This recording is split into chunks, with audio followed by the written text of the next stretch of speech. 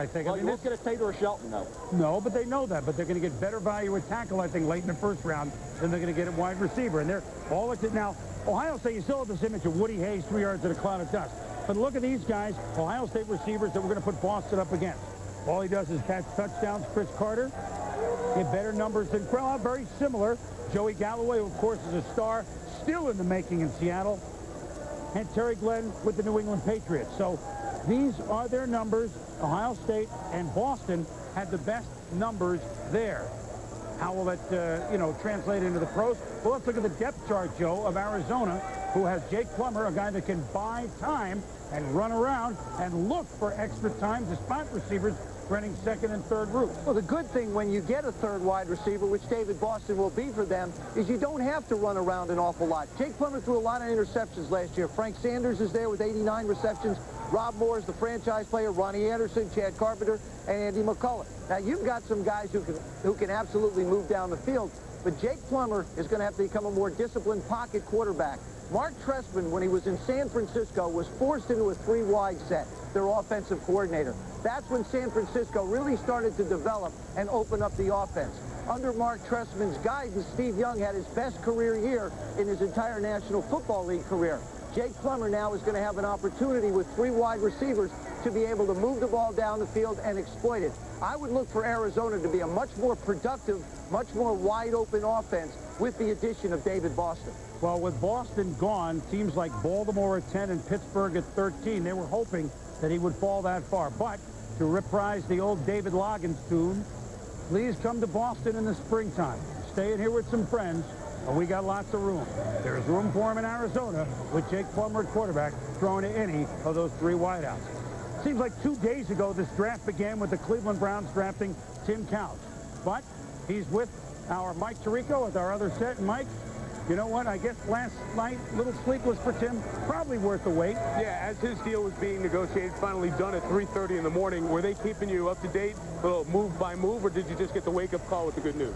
I just got the wake-up call with the great news. I think Tom let me sleep on it, and I woke up about 9 o'clock this morning, and he gave me the great news. Was now that this is a reality, it's something you dream about, being the #1 pick. Right. Is the reality as good as the dream? Oh, it's every bit as good.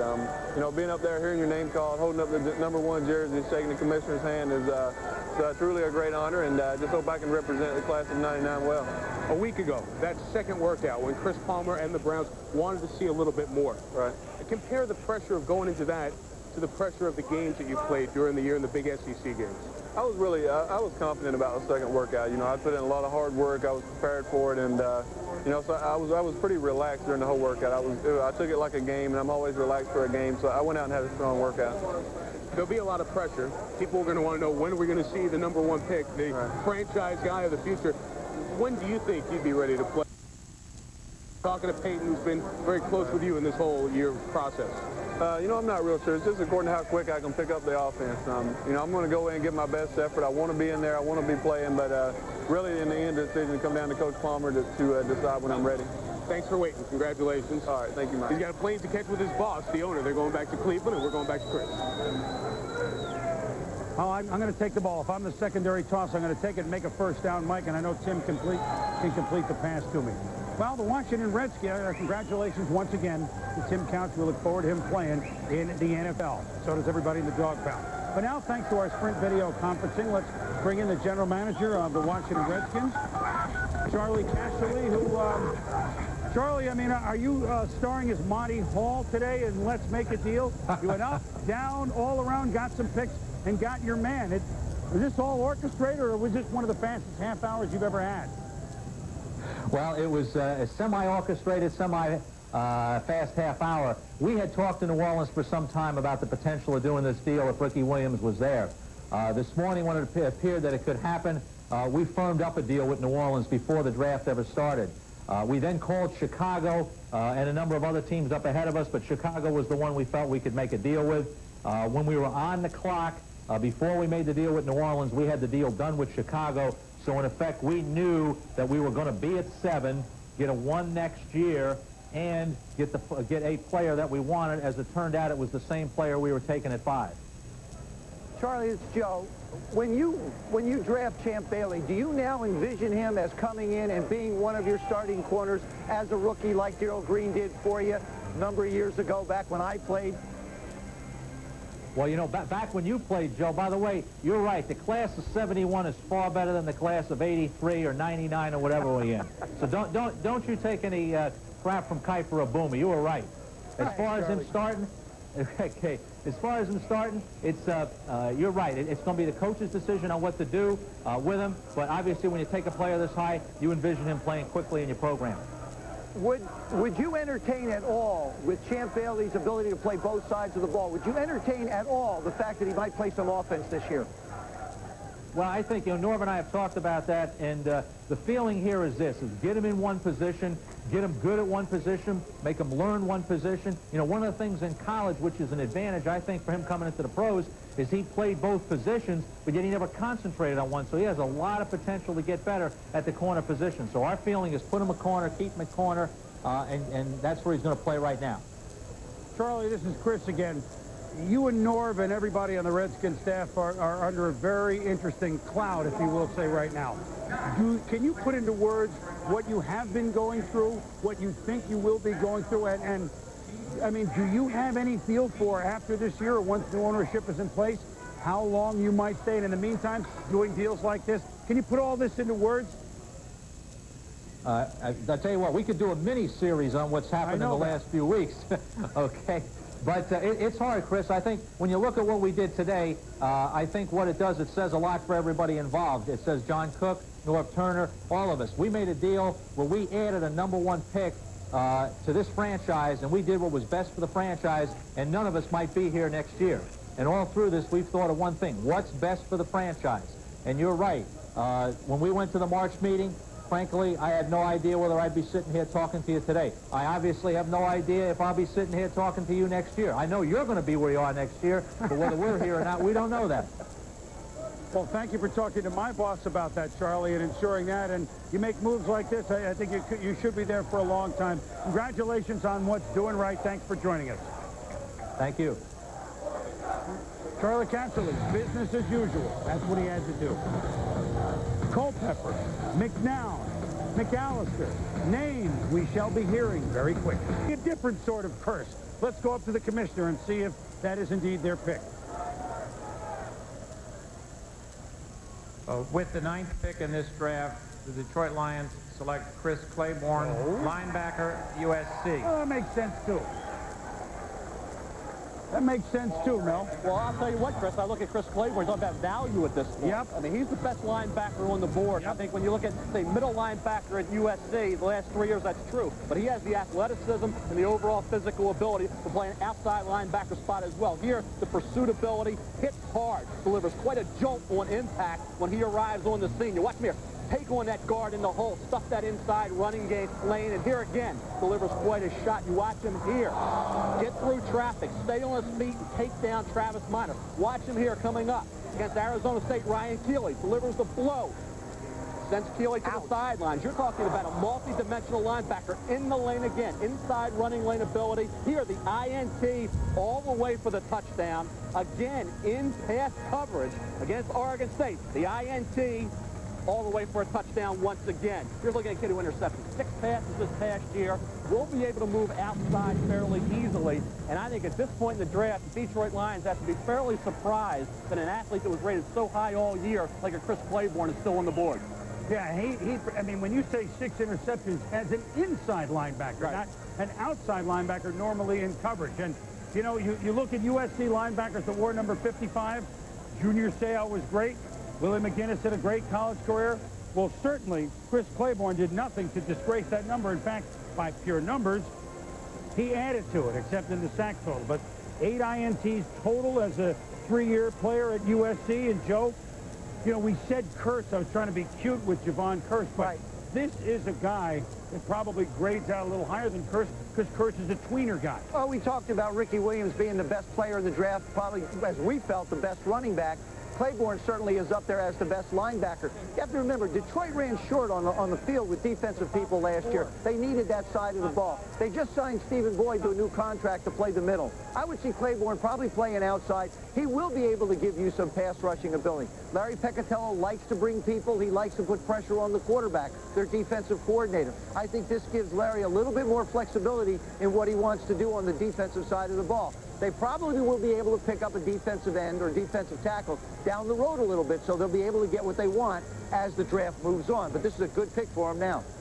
Well, let's go quickly to Cleveland, because now Baltimore, Minnesota, Chicago are on the clock. And let us just say that all three of those spots are potential homes for the two next quarterbacks, Culpepper and McNown. But Sal, let's go to you with Cleveland. What's brewing? Well, what's brewing in Baltimore with the Baltimore Ravens, I talked to the Director of Football Operations, Ozzie Newsome, a few minutes ago, and he said his phone has been ringing off the hook. He went down the list: Denver, Miami, Tennessee, Dallas, all trying to jump up to number 10. Apparently, Anthony McFarland is in the sights of Mike Shanahan in Denver, so we'll keep an eye. He said he'd like to stay at number 10, and, you know, Javon Curse is still there, the Florida linebacker, but they are really strong at linebacker. Chris McAllister is one that's very intriguing, the cornerback out of Arizona. Ozzie Newsome likes him very much. Now let's go to Chris Mortensen in New York. Yeah, so I think that the Ravens and Ozzie Newsome and Brian Billick even are doing cartwheels that Chris McAllister is here. I know that they had some discussions with Detroit even about swapping, but the drama there was Minnesota calling Detroit and the Lions refusing the trade with inside their division. That would have been for McAllister, so Baltimore really happy that he's here there. And then, of course, now McAllister goes, and we are looking at this Dante Culpepper scenario and Cade McNown, Chris Berman, as you mentioned a little bit earlier. But I know this much, Baltimore very happy McAllister is there. Yeah, there's no question about that, Mort. And Mel, I mean, for pure value, McAllister, we said Champ Bailey was kind of like a Deion Sanders. Some say Chris McAllister is like a Ronnie Lott in the way he's going to play. But, you know, you also have the quarterback question. Baltimore has Scott Mitchell and maybe soon to be signed Tony Banks, the quarterback. Should they look at a young quarterback with an offensive coach like Billick, or should they go best available? Let's see what the value is in terms of the draft board, Chris. I think when you look at that, you will see Chris McAllister highly rated on the draft board. The #1 player right now available on the draft board, according to my ratings, John Tate. You see the other players available. Anthony McFarland, the teams are looking to move up for, but the quarterbacks are down the line a bit. I know they're thinking, hey, quarterback of the future, Dante Culpepper, but they did not feel that McAllister would still be there at that point. So he would become a nice pick at that point. You see the offensive tackles, center guard Damian Woody, and of course Andy Katzenmoyer, the big cat. But in Baltimore, you have Dwayne Starks. They drafted him 10th overall last year, a smallish corner. Rod Woodson on the other side, a veteran. They want to move him inside in safety, so he will have a hole at corner. McAllister 6'1", 206, opposite Starks. Now you have your bookend corners. Woodson moves inside. They hope Ken Herring can stay healthy. All of a sudden, that secondary is 100% improved. Baltimore, Minnesota, Chicago are the next three teams on the clock. And the Ravens, the card in, is that what we understand? Well, the quarterback situation, Joe, is something. I mean, Brian Billick, offensive guru, new head coach. Should he look QB here for the future? I don't think he has to look QB. If he wants to look QB, you're going to get a guy who's gone through the mill in Tony Banks, who he's entertained the last week or so. You've got Eric Zier, who's talked about being traded, Wally Richardson, Kendrick Nord. You know, the guys you don't know, really. Scott Mitchell, who is sort of recycled and looking for an opportunity to play again, and probably will be given the chance to start there. If they do sign a Tony Banks, you get this guy who has really struggled in St. Louis only because he's been through a lot of coordinators, a lot of offensive changes. I think you don't need to go shop for a quarterback here. I think quarterbacks are just as valuable at this spot. Let's go up to the podium now and join the commissioner so he can quote the Ravens. With the 10th pick in the draft, the Baltimore Ravens select Chris McAllister, defensive back, Arizona. Minnesota Vikings are now on clock. Hard hitter, Mel. And what? He just glides, Chris. He's so effortless in his motion, and he's 6'1", 206 pounds. Watch him here. The way he breaks up the play, closes on the football again. Effortless in his glide. Senses what's going on and has that burst and that anticipation in coverage. Here on the deep play, interception on the deep ball against Nebraska. Here, a kick return. This is in the season opener on ESPN against Hawaii. And he's going to take it all the way. Opening kickoff, he goes 100 yards. Here's a punt returner. Again, showing his athleticism. Look at this kid. He's 6'1", 206 with tremendous speed. Another anticipation, interception, reacts to the football, and makes the big play. Great players make the great plays. Chris McAllister had all those interceptions. He was 6 as a junior, 5 as a senior, 2 more in the Holiday Bowl against Nebraska. And I think that's the difference in McAllister. 2 years at Arizona, but he made the most of every opportunity, Joe. You brought up the depth chart. When you take a look at where they are in the secondary, when I talked to Brian Billick, he said, you know, if we can get a marquee corner, our linebackers are a good, quick bunch, probably one of the best in football. Now, all of a sudden, you stabilize that backfield. The key here is Rod Woodson. You get a guy like McAllister who's big like Woodson. Woodson can teach him, like a big corner, how to play out there. Starks on the other side, Stephon Moore, Tim Herring. You've got yourself a really solid secondary. Sure, Brian Billick is an offensive coach and would like to have gotten probably a wide receiver. But what's the next best thing? Stopping people from being able to move the football is a great way to beat people in the National Football League. The addition here, I think, is a big plus for the Ravens. Ravens are an interesting team in that they were 6-10, but they had 5 Pro Bowlers last year. So is this a team that now is ready to make a little bit of leap in a division where, frankly, you can move around a little bit with an expansion team in the division? We shall see if this draft pick of McAllister helps them along the way. Mike Tirico, your observation.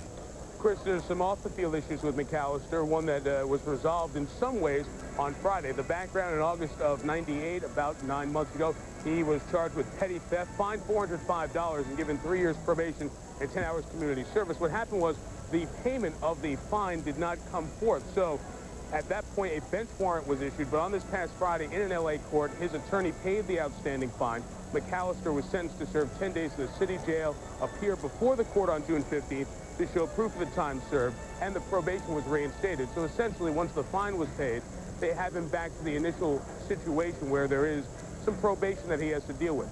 In seeing him play personally and talking with his coach, Dick Tomey, who relates him to Darrell Lewis, a former Thorpe Award winner, best defensive back in the country, McAllister is a guy who Dick Tomey had a lot of positive things to say about, admitted a mistake, as many people do in these situations. And as far as the Arizona folks were concerned, Chris McAllister's balance of the '98 season was very positive, very forward, and they see this as a blip and not a significant trend of something that's wrong with Chris McAllister, as you mentioned, a very talented player who played against good passing offenses in the Pac-10 group. All right, Michael, thank you very much. By the way, first time since 1983 that we have not had any defensive lineman go in the top 10. Now, Minnesota, who had the most interesting draft on 1 pick last year with Randy Moss. Now, could they be talking to Dante Culpepper right now as the heir apparent to Randall Cunningham, even though Jeff George is there? You know Denny Green covets his athletic ability. Let's go to Minnesota and join Andrea Kramer. Good afternoon, Andrea. Good afternoon, Chris. Yes, I think it's a pretty safe bet to say they are talking to Dante Culpepper, the quarterback from Central Florida. They also were very happy to see Javon Kirsch there, but Denny Green made it very clear that with a 15-1 team, you don't have to have someone to come in and start, but also the Vikings draft philosophy is you don't go for need with the first pick. The Vikings had Culpepper rated as the best quarterback in the league. They were not the only team to do so. The Bucs, for example, also had Culpepper rated very highly. Remember, the Vikings have a 36-year-old Randall Cunningham, a recently signed Jeff George, but is just to a 1-year contract. When I asked Denny Green what he liked about Dante Culpepper, he pointed to his size, but he said, this is one of the all-time nice, focused athletes.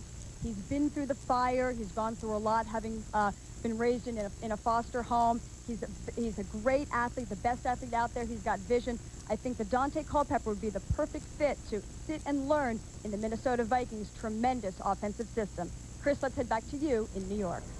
All right, Andrea Kramer, thank you very much. If indeed it's going to be Dante Culpepper, it would be the first time the Vikings have used a first-round pick on a quarterback since Tommy Kramer in 1977. You see, we send our reporters to places for reasons that you're not even aware of at home. Kramer versus Kramer. Here's the depth chart with Jeff George, a great backup. So if Culpepper comes in, there is no pressure on him at all. Well, I think this is a fabulous place, first of all, for Jeff George to be able to go in and back up. I think Randall Cunningham can repeat in the year that he's had. But why should we have the suspense? Why should we wait anymore? Let's just go to the commissioner and see who Minnesota really decided they wanted to take. Good segue, Joe. You're learning in this role. I'm trying. I have a great teacher. Who's that? With the 11th pick in the draft, the Minnesota Vikings select Dante Culpepper, quarterback, University of Central Florida.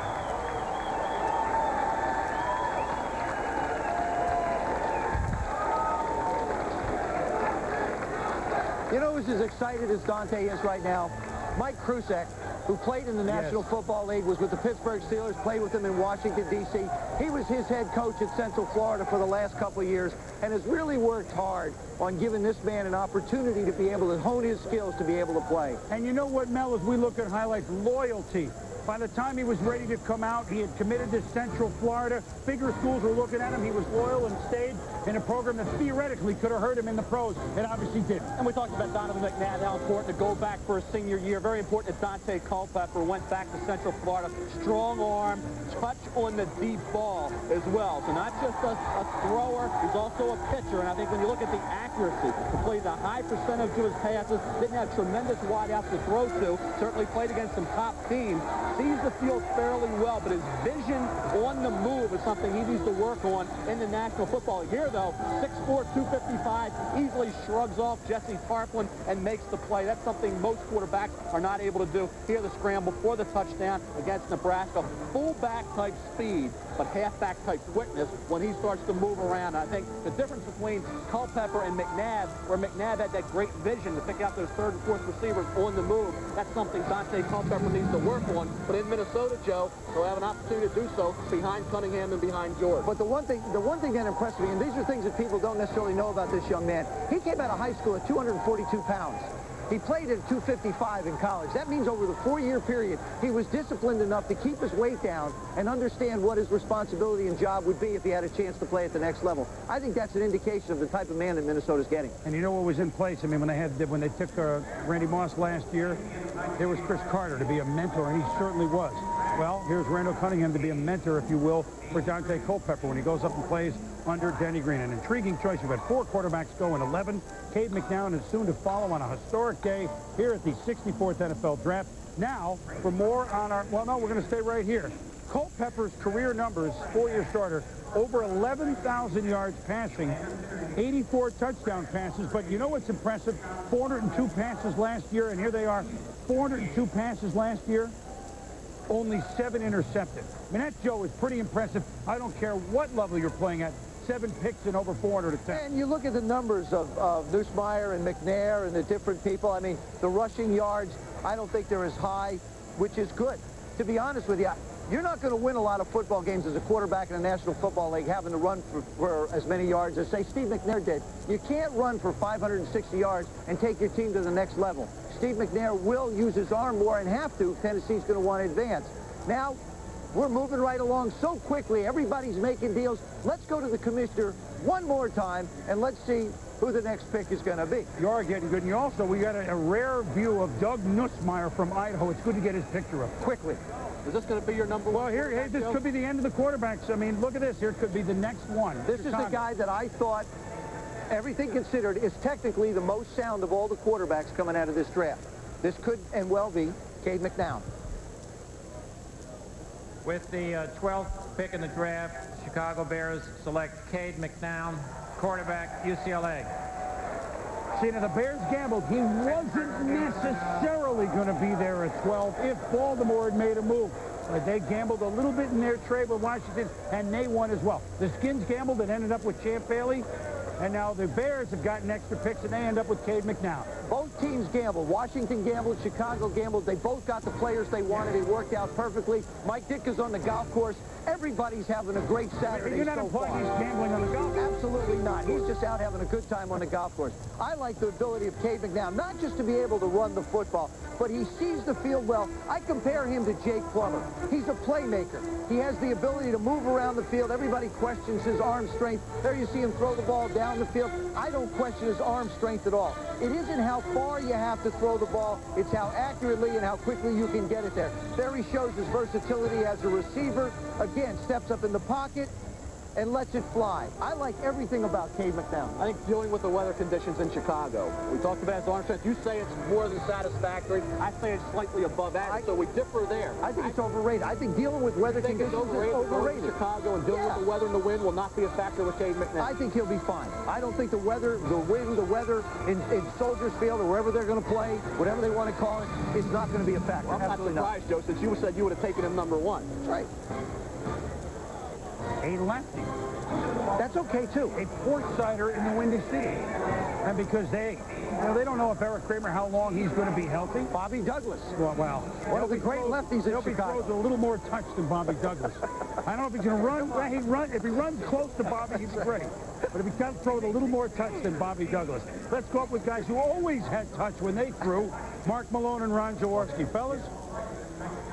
Well, Boomer, thank you very much. This is a very interesting choice. Everybody talked about Cade McNown's size. Certainly another 2 inches taller. He might have been the first pick overall. The thing that you like a lot about him, Ron, is the fact that this guy is not only a good reader, but he's smart, can change the play. Might be the most polished quarterback out there with the exception of Tim Couch. Yeah, I agree, Mark. He is the best prepared to step in and play in the National Football League. He can read coverage. He can read the defense. He knows what he's doing. What he lacks in arm strength, he makes up for in accuracy. As we take a look at him here under center, you'll see him read the man-to-man coverage, which means, hey, he's got an opportunity for a big play. He looks and sees the linebacker and the safety cheating up. That's an indicator of blitz.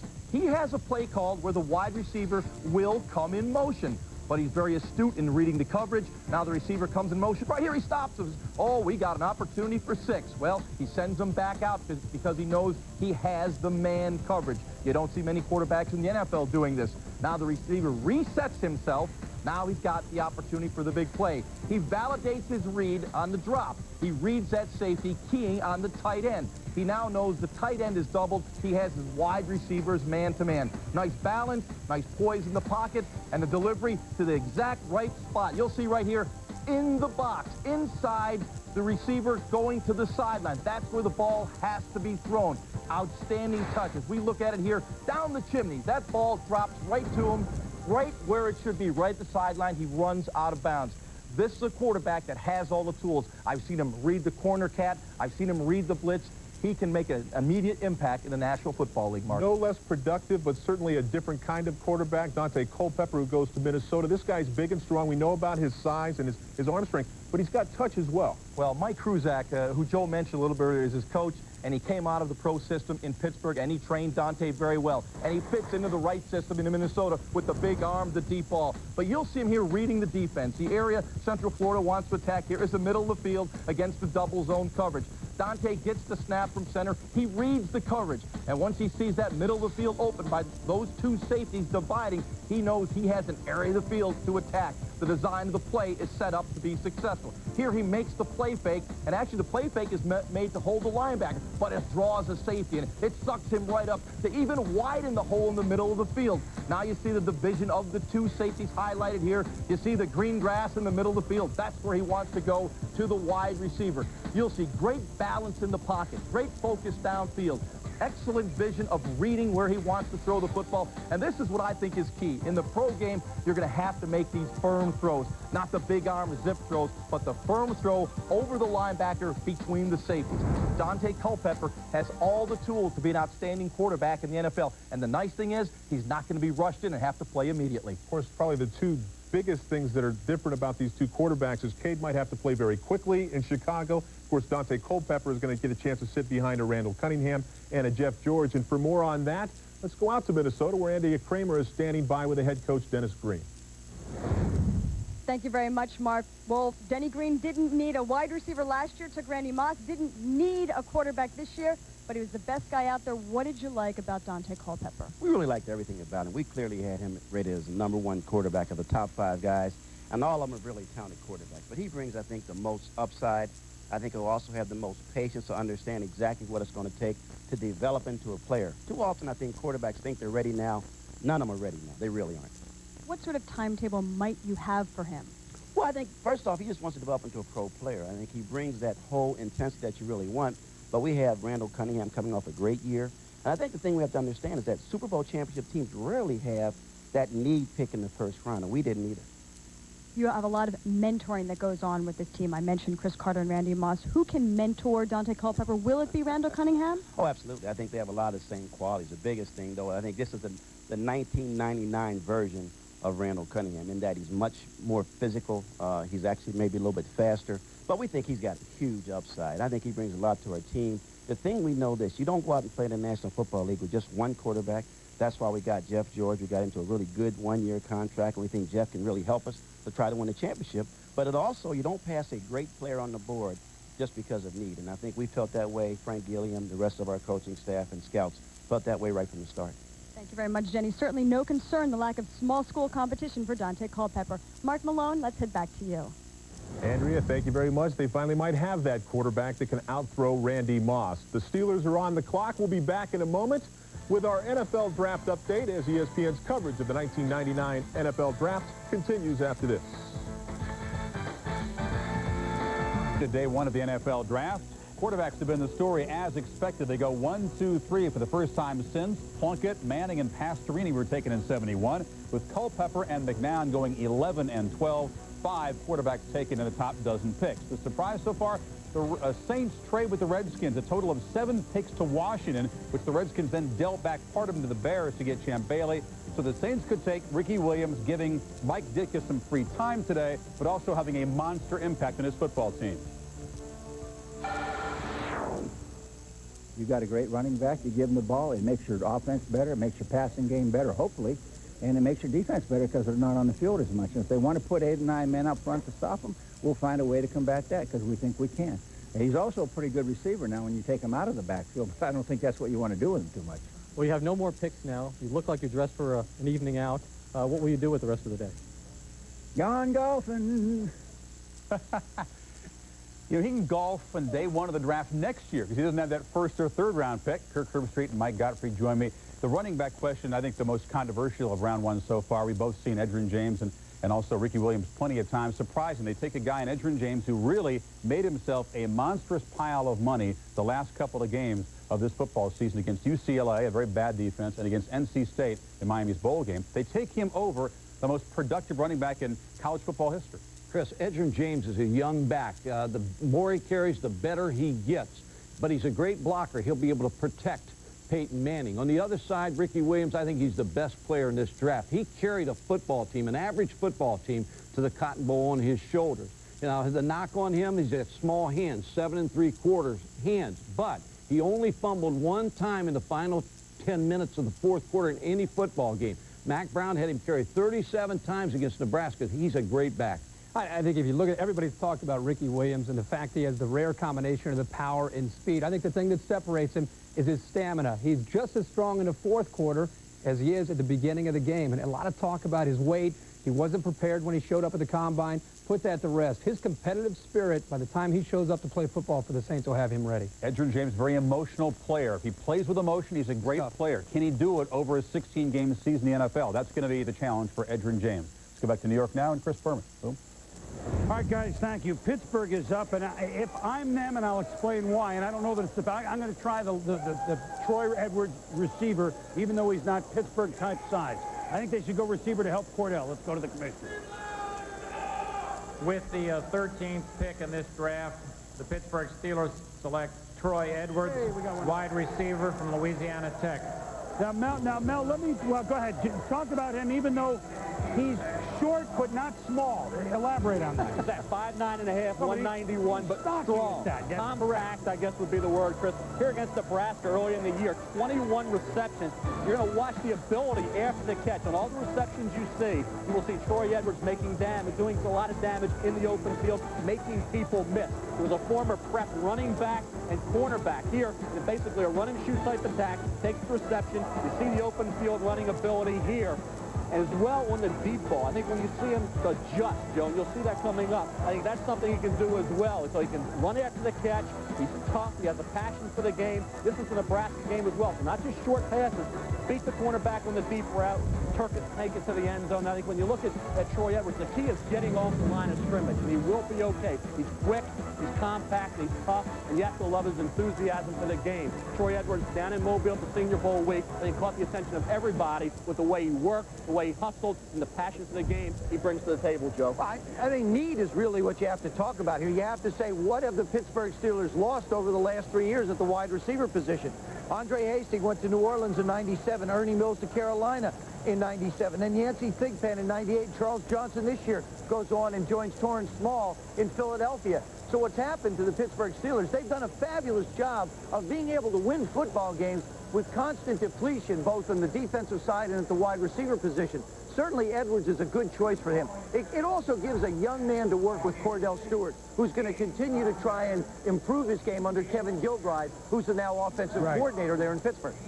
You look at 50 touchdowns, 280 catches for this young man. Plus, there's something else that Bill Cowher has never had in his run there, which is why I like this pick. A return man. He's never had a real bona fide return man. And in Troy Edwards, you get a guy that averages 20 yards a kickoff return, 16 yards a punt return, has touchdowns in both regards. That's a big addition to a Steelers team that is used to, as you pointed out, Joe, losing wide receivers to free agents. Plus, confidence of Cordell Stewart. Build it up again. We'll be back. Put in a maintenance-free porch or deck rail from Menards and never paint or stain again. Vinyl railing from Plastival keeps looking great for years. On sale, a 6-foot section is only $27.99. Enjoy your deck with furniture from Sirocco. Resin Adirondack chairs have a traditional design. On sale, just $9.99 each after rebate. High-back chairs come in 3 colors, just $7.99 each. Relax with savings from Menards. Save big money at Menards. Watch the 1998 Turner Cup champion Chicago Wolves exclusively on cable TV. Tim, no team has ever come Judd Surratt and Jim Blaney bring you all the action.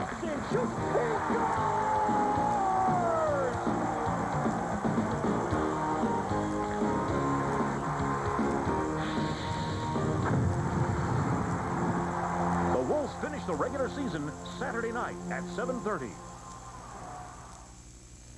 The tube socks are high and the action is down and dirty. Can you dig it? All the moves are on ESPN Classic. Roll the derby style. Ouch. Right on. The forces of good versus some bad. Shut your mouth. So join the pack for a crash course in old school. I'm talking Roller Superstar. You said it. Friday and Saturday late nights only on ESPN Classic. To get ESPN Classic, call 1-800-CLASSIC today. 5 quarterbacks taken in this 1999 draft in the first 12 picks. To put it in perspective, only once have we had more quarterbacks go in the entire first round. That was 1983 when we had 6. But through 12 picks in that draft, only 2 had gone. John Elway, Todd Blackledge. So we have never had this many quarterbacks go this high, and the record all-time is 6. One quarterback who was the 3rd pick overall with the Cincinnati Bengals, Keely Smith, came from seemingly nowhere. Who is this young man who wears the green for the Ducks? He's in the crosshairs. My name is Keely Smith from the University of Oregon. Well, my full name, I'll say my full name is Kabisa Akili Marduthu Smith. My dad got my name out of a Swahili dictionary, and that means power, intelligence, and creativity. And I'm definitely glad he named me that. My dad had went through a lot of turmoil in his life, his early stages of his life. And he always vowed that I wouldn't go through anything that he went through. He did a terrific job of raising me, keeping me out of trouble. Actually, my first year in Pop Warner, I played defensive line, but I got cut because I was too young. And that following year, my dad put me at quarterback, and I've been playing quarterback since Mighty Mike, since the age of 7. Well, playing minor league baseball at the age of 17 through the age of 19 helped me mature a lot. And baseball was tough because it was day in and day out, and I wasn't able to stay focused day in and day out. But in football, you have a week to prepare. You know, the one-year wonder thing is still kind of big right now. But, you know, I got a lot of things that I still can work on, but I've done it throughout the course of the year. And we had a terrific year at the University of Oregon. Hopefully the scouts can look at that and give me an opportunity to play. I kind of joke with him a lot about who's the best quarterback ever to come out of Oregon. And all I say is point to the stats. My numbers are better than yours. And he kind of laughs it off a little bit. I was a free agent at the beginning of the year, you know, hoping for a shot to play in the NFL team, possibility of making a practice squad or something like that. And, you know, we just continue to work hard day in and day out. And, you know, now I'm at the top of the draft, and I'm just thankful. And we're joined here in New York by Akili Smith. Well, Dan Fouts has a good head start on you on the NFL numbers. Yeah. Got some work to do to get to his. A-ball, playing in the major league system, junior college days. When you put all that together, what is the biggest reason that you've gotten to this point, number 3 overall pick in the draft? It just came down to hard work, and the hard work that I did with my teammates at the University of Oregon throughout the summer, getting with Coach Jeff Tepper throughout the whole year, getting the mental part down pat, getting with my strength coach, Jimmy Radcliffe, and it comes down to me just making the plays on the field then. let's get a look at your numbers as you went through that last year, that senior year. Was it someone or something that said to you after your junior year was done, I got a shot, if I bust my butt, I can get to this point? Yeah, it was my coach, Coach Jeff Tepper. First thing that he recognized is that I wasn't mentally focused my junior year, and he helped me out throughout the whole course of the summer, trying to get me as mentally focused as possible, and he did that.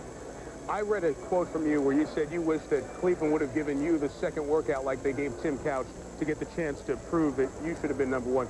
You know, Cleveland and Cincinnati are in the same state and the same division, so you get to see them a couple times.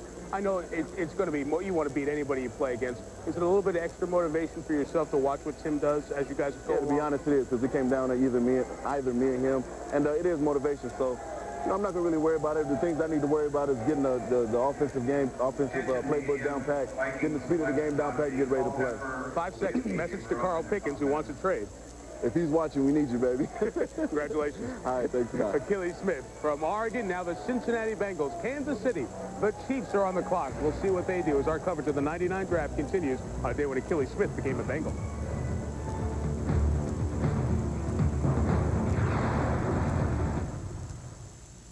It's Saturday night. Do you know what your money's doing?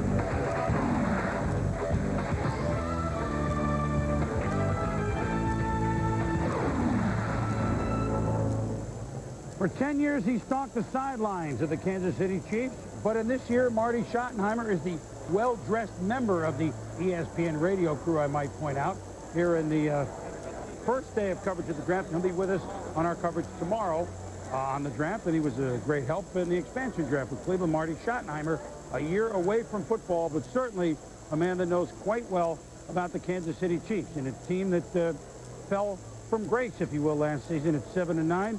Their offense was way off the chart. The rush defense was way off the chart. So, values here at pick number 14, Mel?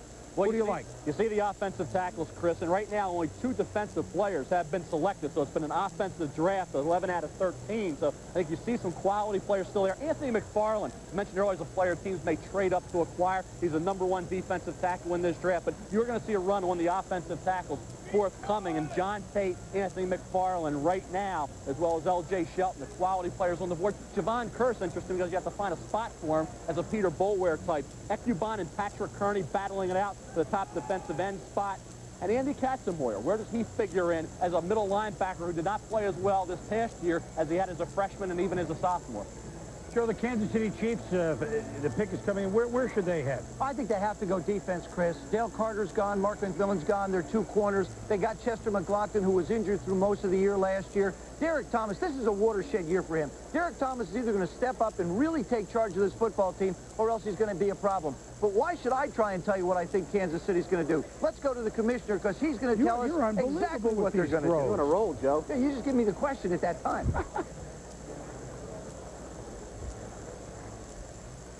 With the 14th pick in the draft, the Kansas City Chiefs select John Tate, offensive tackle, Brigham Young University.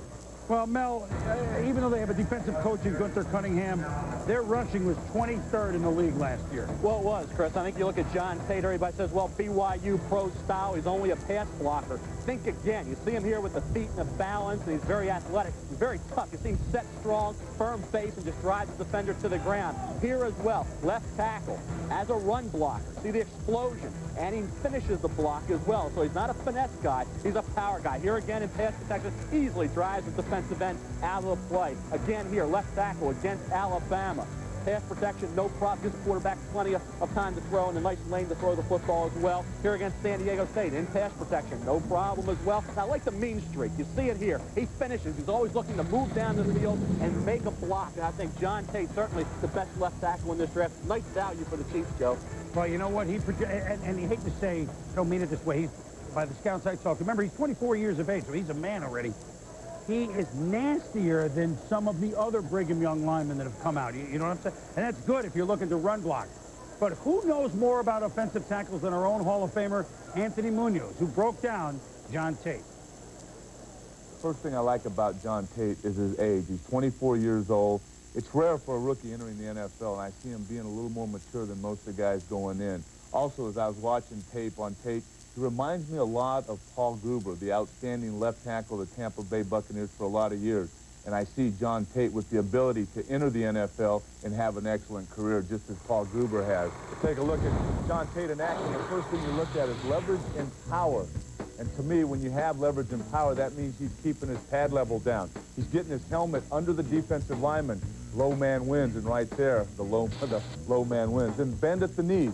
It's something that Tate does well. The power position. He maintains the power position. That gives him good balance. The spin by the defensive lineman, no problem for John Tate. He's right there to clean him up. Then again, the hands in separation. Keep that defensive lineman away from you, because the defensive lineman likes to close the gap, which he doesn't have here. He'll counter with different moves when he feels contact with the offensive lineman. There he didn't have that. Also, the thing I love about John Tate is his ability to stay low and to roll his hips and get that hip snap. You don't see that a whole lot in the NFL nowadays, but John Tate can do that. If we get a stamp of approval from Anthony Munoz, you're okay, Joe. You aren't kidding. I mean, you know, you're taking one of the best and measuring you, and if he says you're okay in everybody's book. But first of all, you have to take a look at the Kansas City Chiefs and where they are in the offensive line. Their left tackle position is manned by Glenn Parker. They got Zott, you got Grunnert in the middle, Shields, and Victor Riley, who was a high draft choice, and Criswell as the reserve. Both Criswell and Parker are left tackles. To me, Tate's a good choice here because both of those guys are getting a little long in the tooth. You don't know how many more years they're going to play. You've had some physical problems with them. But the first thing you have to do is not focus on this offensive line when you talk about the running inefficiency the Kansas City Chiefs have had. You have to take a look at the lack of a true halfback. Donnell Bennett was moved over from fullback. Van Morris joined him late last year. Just as an example, Bennett rushed for 527 yards. Van Morris just for 481. They really need to solve their halfback problem as well as their offensive line problem. But I think starting with a new left tackle, a young left tackle, certainly a good place to begin. First time in 5 years since '94 that we waited this long, 14 picks for an offensive lineman to go. Now on the clock, the very intriguing Tampa Bay Buccaneers. Speaking of O-line, with the quarterbacks gone, this is where I think Tony and company are looking. We'll be back.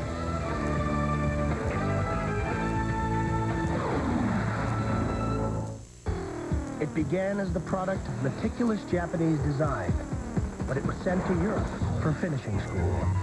It was tested on Austria's Alpine roads, refined on Germany's Autobahns, and chased on England's racetracks. Now the car that's proven itself in Europe is crossing the pond. Introducing the all-new 99 Infiniti G20. Born in Japan, educated in Europe, now available in America. What could we do with a chip that performs 100 billion operations a second? Why, we could bolster the world's food supply. We could engineer heartier vegetables and tender all-white meat chicken. We could use our technology to feed the world. But then we thought, hey, we could use it for games. 3DFX PC accelerators. So powerful, it's kind of ridiculous.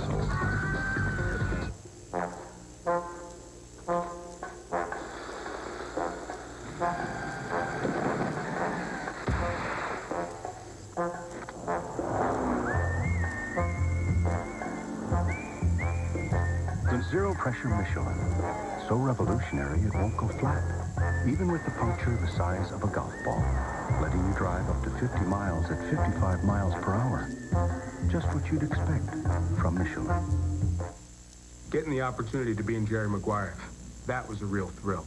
Quite a few of us auditioned for parts. Show me the money! Show me the money. Show me the money! You complete me. You complete me. Help me help you. Who's coming with me? Who's coming with me? Let's go. Who's coming with me? There were a couple of performances that really surprised them. You had me at hello. You had me at hello.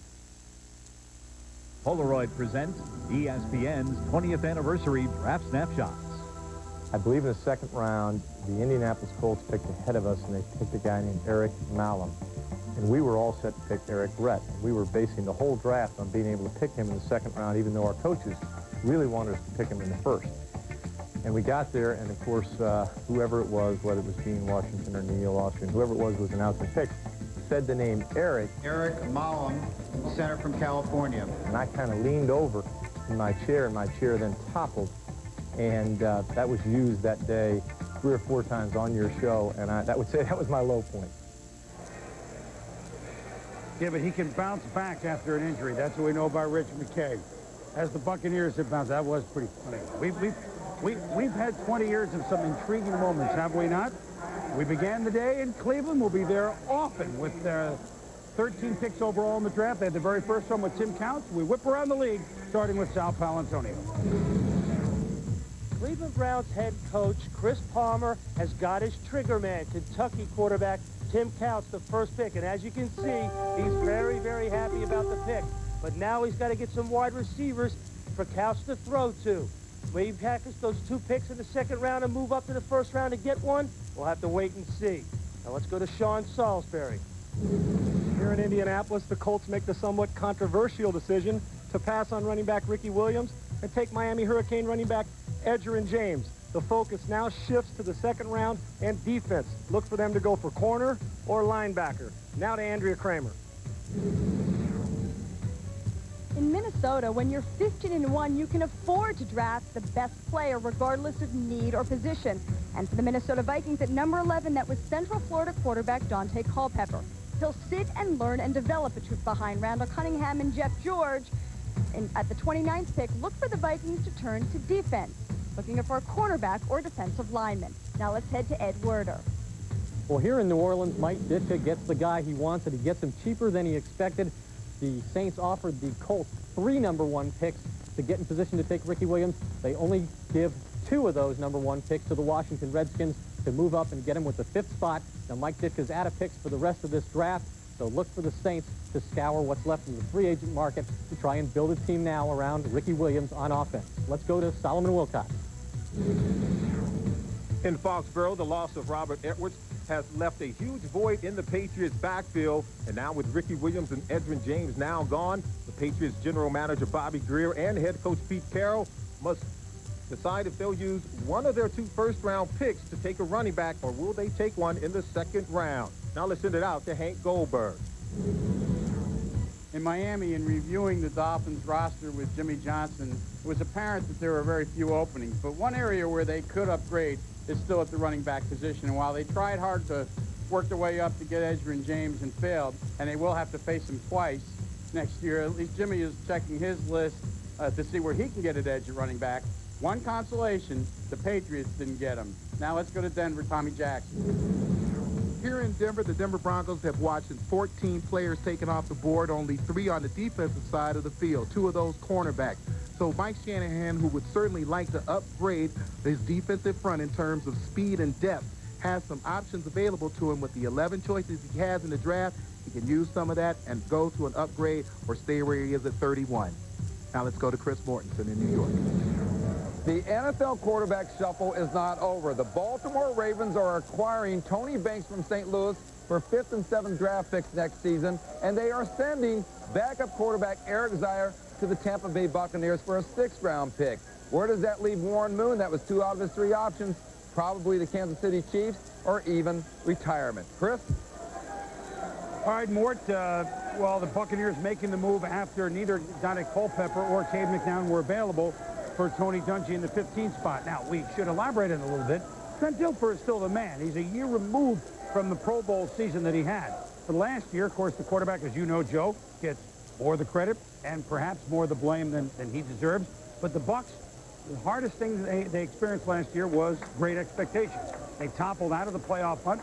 Fingers pointed at Dilfer. So Zeier is not really there to push him, but he's there just in case. That's why Tony Dungy, Rich McKay might have looked at a young quarterback to push just in case things go wrong. But now they have their backup quarterback.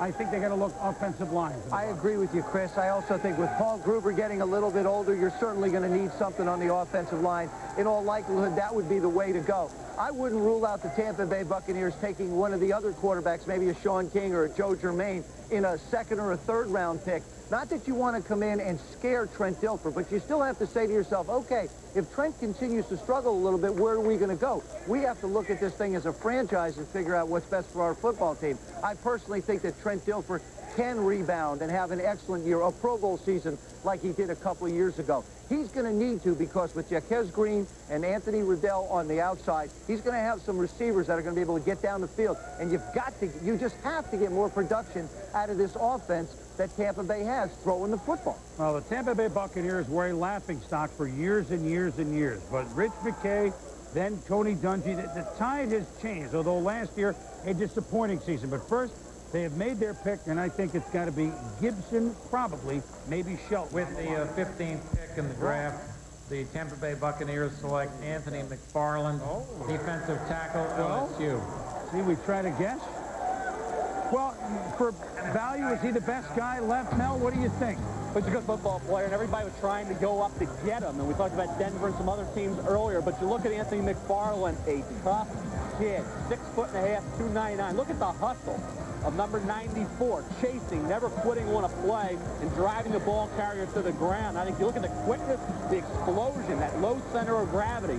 6'1", 299, but long arms. Watch the quickness there. First into the backfield before the quarterback from Florida. Doug Johnson can even hand the ball off. Here against Auburn, moving in for the sack, punishing football player. He catches a pass every now and then. You look at Anthony McFarland, Joe. First thing that comes to mind, first thing I see when I look at these highlights, first thing I think of Warren Sapp.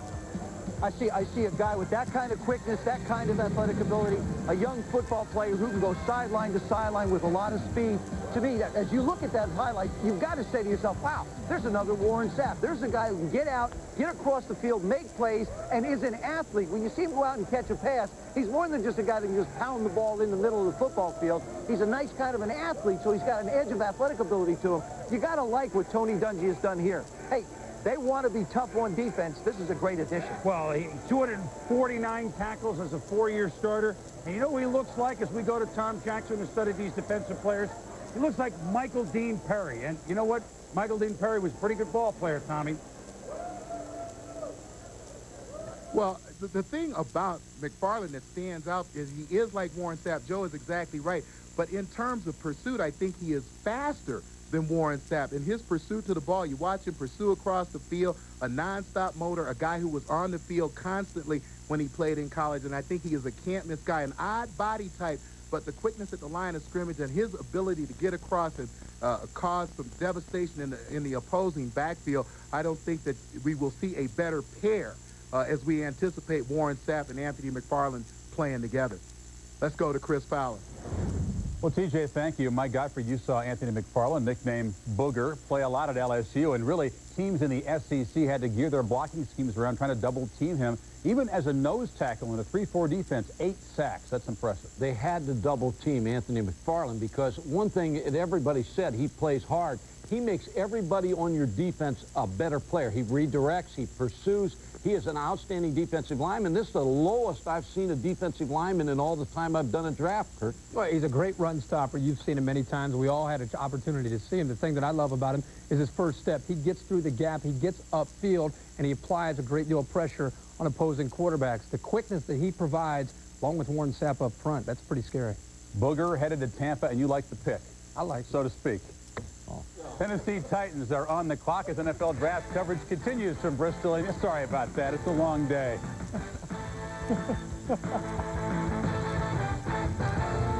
ESPN News presentation of the 1999 NFL Draft is brought to you by Infinity. Own one and you'll understand. By 3D FX PC accelerators. So powerful it's kind of ridiculous. And by Michelin, because so much is riding on your tires. Tennessee. Welcome back to New York. We were at the median of the first round in the NFL draft. And for the first pick ever in the history of the Tennessee Titans. Now you say, well, wait a minute, they've been around for a while. This is their new helmet with a new name, with a new home. After the Super Bowl was over, after the Pro Bowl was over last year, they became the Tennessee Titans. So for the 4th straight year, this franchise will have a new home stadium. Now, we think defensive line, but you know what? Kearney, Curse. Let's go to Andrea Kramer with a word on the Tennessee Titans. Andrea. Thank you very much, Chris. Let's just say I talked to Floyd Reese just moments ago, and he was laughing and smiling because they will be able to get the man they covet the most, Javon Curse, the defensive end from Florida. Floyd said he was the 6th best player that they have up there. They will play him at right end.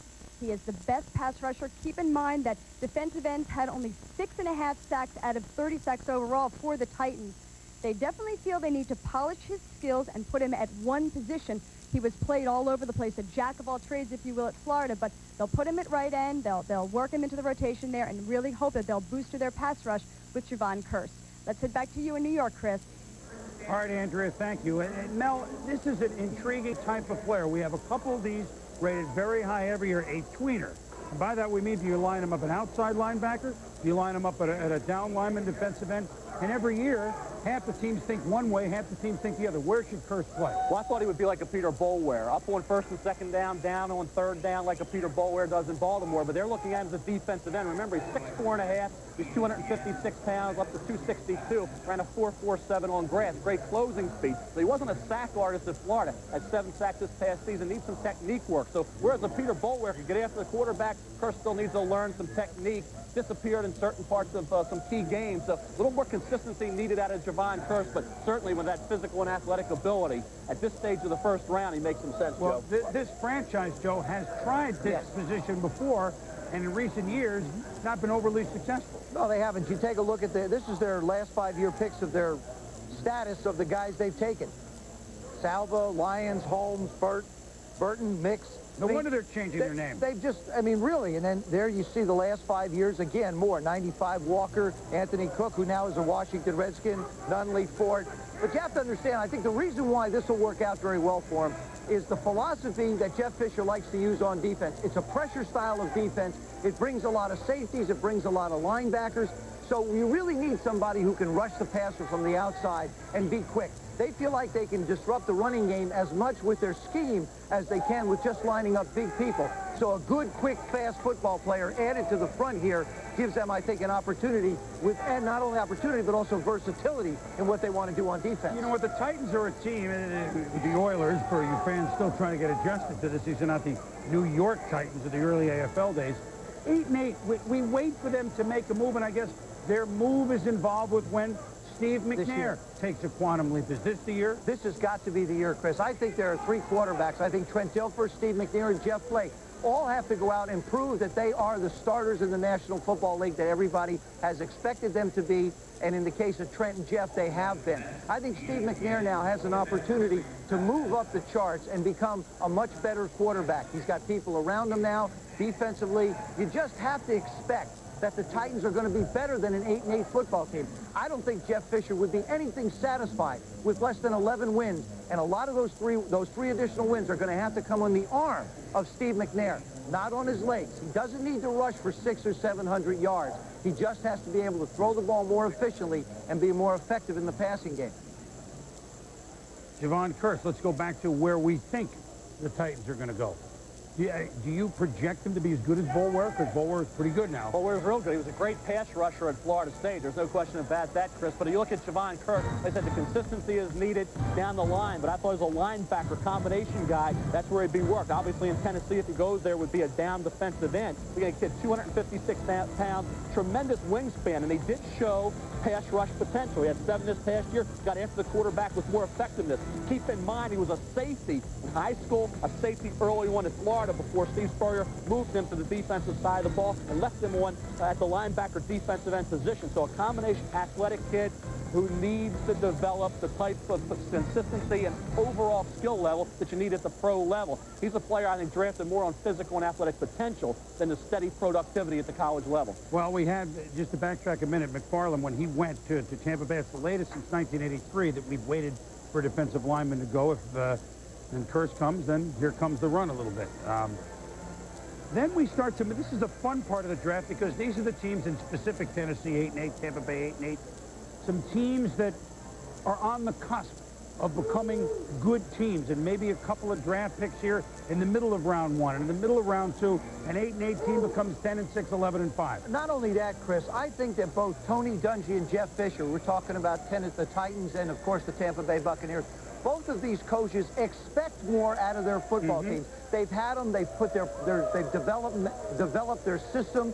They've brought people in they want. Now they've got the players they want. There's an expectation there, particularly in Tampa Bay, where we had them tweener kind of guys. So he can attack from either the linebacker position or the defensive end position. And they are a 4-3 team, under team. This is a defensive end, so he can play this position and in passing situations, attack the quarterback. In other words, get up the field and get in his face. Now, in normal situations, he would play this linebacker position right here. In other words, /GM/coach of the Seattle Seahawks, Mike Holmgren. There is no question that Mike and many of his staff at Green Bay, remember when they took over the Packers, that was a franchise that hadn't been in the playoffs when they came there in '92 in about 10 years. And the Seattle Seahawks, who have not been in the playoffs since 1988, back when Chuck Knox was up there, while you say, well, gee, they must not be a good team, they have, I don't think there's any question, Joe, in my mind, of all the non-playoff teams, the best personnel of anyone, and frankly, they had better personnel than some of the teams that made the playoffs. They really did, Chris. I think the area really where he's got an awful lot of help is on the defensive side of the ball. He just has some great athletes. Cortez Kennedy is over there. They've got Sam Adams, who they expect to play well. You bring in a Chad Brown. You've got Sean Springs. The list goes on and on and on of Pro Bowlers and guys that have been to the Pro Bowl who can help on the defensive side of the ball. I think the big thing here is what can you do to complement Joey Galloway? John Kitna has proven to Mike Holmgren he's good enough to be able to play the quarterback position. Is Mike going to stay right there? That's one of the questions we certainly will have an opportunity to ask him, and he'll answer for us as time goes. I think the pressing need right now is to find a complementary receiver in the offense that Mike Holmgren wants to run. You can't just feature Joey without having somebody on the other side. First thing that comes to mind in my mind is Antonio Freeman and Robert Brooks. You basically got the one guy. Now you need to go find the other one. Yeah, he knows that, but he may not right now have a player for that value at this spot. So they're entertaining calls. I know Seattle was looking maybe to go down. This would be a spot for someone to move up. Mike Holmgren in the NFL as a head coach after he was offensive coordinator of the San Francisco 49ers under George Seifert, and before that, offensive assistant under Bill Walsh, 84-42. They took over the Packers. They said a team that had not been in the playoffs for a long time, and until the last 2 years, every year they improved. First year, they just missed the playoffs. Next year, they made the playoffs. Next year, they hosted a home playoff game. Next year, they moved on, upset San Francisco, lost in the championship game. Next year, Super Bowl. Then they came back a little bit and didn't get back to the Super Bowl last year. But he's a builder, but he's got more to deal with on this roster than he did when he took over Green Bay. Now, Mel, value only. Seattle keeps the pick. Which kind of guys are they looking at? You look at the value at this point, Chris, it's still the offensive tackles. L.J. Shelton, John Jansen, Aaron Gibson. There hasn't been that major run yet. Ebenezer Ekubon, Damian Woody, center guard, and Andy Katzenmoyer, of course. And, of course, Patrick Kearney on the heels of Ebenezer Ekubon, battling for that top defensive end spot all year. Cecil Collins will be interesting to see if Jimmy Johnson moves off of 24 into the early second round. Mike Peterson, a little more consistent than Javon Kearse, but 6'1.5", 233, and will be an excellent outside linebacker, probably an early second rounder. Lamar King, an intriguing defensive end with great upside potential. I thought Marcellus Wiley at Columbia 2 years ago at Buffalo had that intriguing upside potential. Last year, Lorenzo Bromell ended up in the 4th round of Miami. This year, watch out for Lamar King out of Saginaw Valley State. I think it's King or Shelton are two of the guys that he's looking at now. And I know an offensive, remember, he and Ron Wolf drafted offensive line one a lot in Green Bay. House Ballard isn't getting any younger, and that might be a spot that, if he drafted an offensive lineman, that might be a spot. I think so, Chris. And, when you mentioned House Ballard, that's what I was looking at. He's a right tackle. Gibson is a right tackle. He's a very big right tackle. And so there's an opportunity for Gibson maybe to play guard or tackle for him. But you look at Walter Jones, Peter Kendall, Kevin Glover, Brian Habib, fairly young across the offensive line. They've done a nice job of piecing in people. And, of course, House Ballard being the veteran there with Chris Gray as your reserve. I still think a big left tackle or right tackle for him in this case would be the right way to go. You mentioned Shelton. You mentioned, I think Gibson's a heck of an intriguing situation here. You say big? Huge. Anthony Gibson is 380. Anthony Gibson, if he's drafted on this team, will make House Ballard look like a Shaq. The little Shaq. With a little Shaq. But you know why I kind of like Shelton as a player? His dad, Lonnie Shelton, NBA player, played on the championship Seattle Supersonics in 1979. You know, a generation later, his son would go play on a team they hope can win a championship. I like it. Well, he's a good one. He's 6'5½", 341 pounds, Chris. When you look at L.J. Shelton as a junior, protecting the blind side of Charlie Batch. And I think as a senior, made great strides, outstanding effort at the Senior Bowl as well. Well, this is all if Seattle keeps the pick. They may find these type of players a little bit farther down, especially if it's receiver. Go down 10 or 12, and you should still get your receiver. So, will they make a trade? That's why we call on the wisdom of Solomon. Solomon Wilcox. Thanks, Chris. And talking to those in the New England Patriots war room, we now understand that they have traded for this pick with the Seattle Seahawks. Look for the Patriots to take the center. The dominator, Damian Woody from Boston College, should be a tremendous pick for them. They look to upgrade their offensive line. Chris? Well, that'd be interesting if they made the move. And let's, here is the commissioner with the official trade. So let's go to the podium. Thanks, Solomon. Well, there's been a trade, and the New England Patriots are now on the clock. Well, let's say a little bit why Seattle might have made a trade. They, along with Miami and Kansas City, have the fewest draft picks of anybody in this draft. 5. They have no second. Part of the reasons Seattle lost the pick to Green Bay is compensation for Mike Holmgren. So I'm sure a second will be involved. We'll get the details on that trade for a moment. Now, New England has 2 first-round picks. So they're not moving up a few spots. Solomon said Woody, the center, who I think still would have been there, and they waited a little longer. But one of these picks with Robert Edwards with the unfortunate serious injury suffered out of Honolulu, one of these picks should be a running back, although I don't think this one, Mel. No, Damian Woody, it would surprise me. I think you have to replace Dave Rollabout. There's no question about that, but I do not think teams in between would have gone for a center like Damian Woody. I think you have to move up. You have to think about maybe a Conrad, a running back at that point if you're going to go up that far. But I look at New England right now to move up just a couple spots. They have the guy in mind that's going to be a major impact performer on that football team. We'll see, exactly what New England has in mind, so I guess we'll shelve Seattle discussion. They'll be there in 3. Just a little bit with New England. You got Cedric Shaw, who was a third-round pick in '97, who is available, and maybe he can develop for him. I think that's the thing they have to consider. Well, they got 2 picks, this pick and then the 28th pick. Let's see what they've done with the trade. Now, see, I do a segue, and it doesn't work. You do one, and it works. He said it's time. You've taught me timing, Boom. Well, timing is everything, Joe. That's correct, and I should learn. On the trade between Seattle and New England, Seattle traded its first pick, the 17th pick in this draft, to New England for the Patriots' first pick in this draft, Patriots' 3rd and 6th round picks in this draft. With the 17th pick, the New England Patriots have selected Damian Woody, center, Boston College. Well, the first good thing about this pick for New England is they don't have to pay moving expenses. I mean, Boston College goes right to Foxborough. So, Mel, in short, the Patriots have a Woody. They have a heck of a player. The dominator, they call him, Chris. He can play center guard. Obviously, center in New England with Dave Rollabout moving on. You see the explosion in the athleticism. Keeps his feet, maintains his balance, strong at the point. And I think when you look at Damian Woody, you're seeing a kid who did it over a period of years. Of course, came out after his junior year, but he's got plenty of starting experience in the Big East Conference. And at 328 pounds, has the size and the physical strength to hold up against those dominating defensive tackles in the National Football League. The only question I have here, Joe, is to move up from 20 to 17 and give up a 3 and a 6 when it did not look like Damian Woody would have gone to one of those teams in between is kind of baffling at this point. You and I sit here constantly, quite often, and it usually doesn't take us to the 17th pick in the draft where we just scratch our head and go, why did he do this? I mean, so many picks to move up to get a guy who could probably be there 6 or 7 spaces down. I got to be honest with you, this one baffles me a little bit. I know he's a good center. I know that the offensive line of the New England Patriots needs some help. But certainly, you got to figure, they have to figure out they're going to get a running back somewhere, someplace else, or Cedric Shaw has been working real hard to impress upon them what they need. There's the offensive line. Bruce Armstrong. Well, see, they lost Rollabout center, Joe. I mean, that's and Woody's a good player now. No, I agree. But to give up 3 picks to move up that far to get it, Joe, they had to have a strong feeling that somebody, Oakland or the Giants, were going to take Damian Woody. I disagree with that.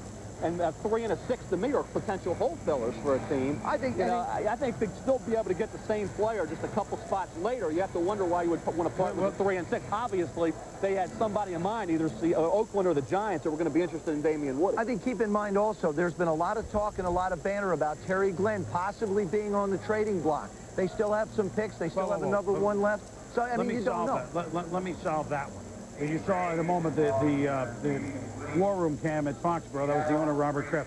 There were words that in their efforts to get up to get the running back, that Terry Glenn was part of the trade. That did not happen. That was out there. They never dangled him in these particular trades. So let's settle that one. So this one never involved Terry Glenn. No, it did not. So Woody's a good player now, and it's certainly a position of need. And they lost Wallabaugh to Cleveland. They'll be back for probably running back later on. We'll be back in a moment.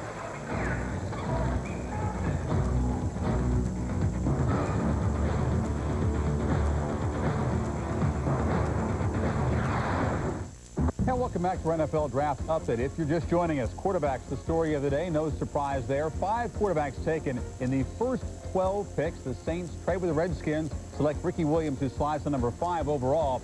It's been a very good day for quarterbacks, a very bad day for the big uglies. 5 quarterbacks taken in this draft before the first lineman taken at number 14. 4 linemen in a row have now been selected. Kirk Herbstreit and Mike Godfrey join me. Your thoughts on the quarterback class of '99? If you ask 10 different guys, you get 10 different opinions in the NFL.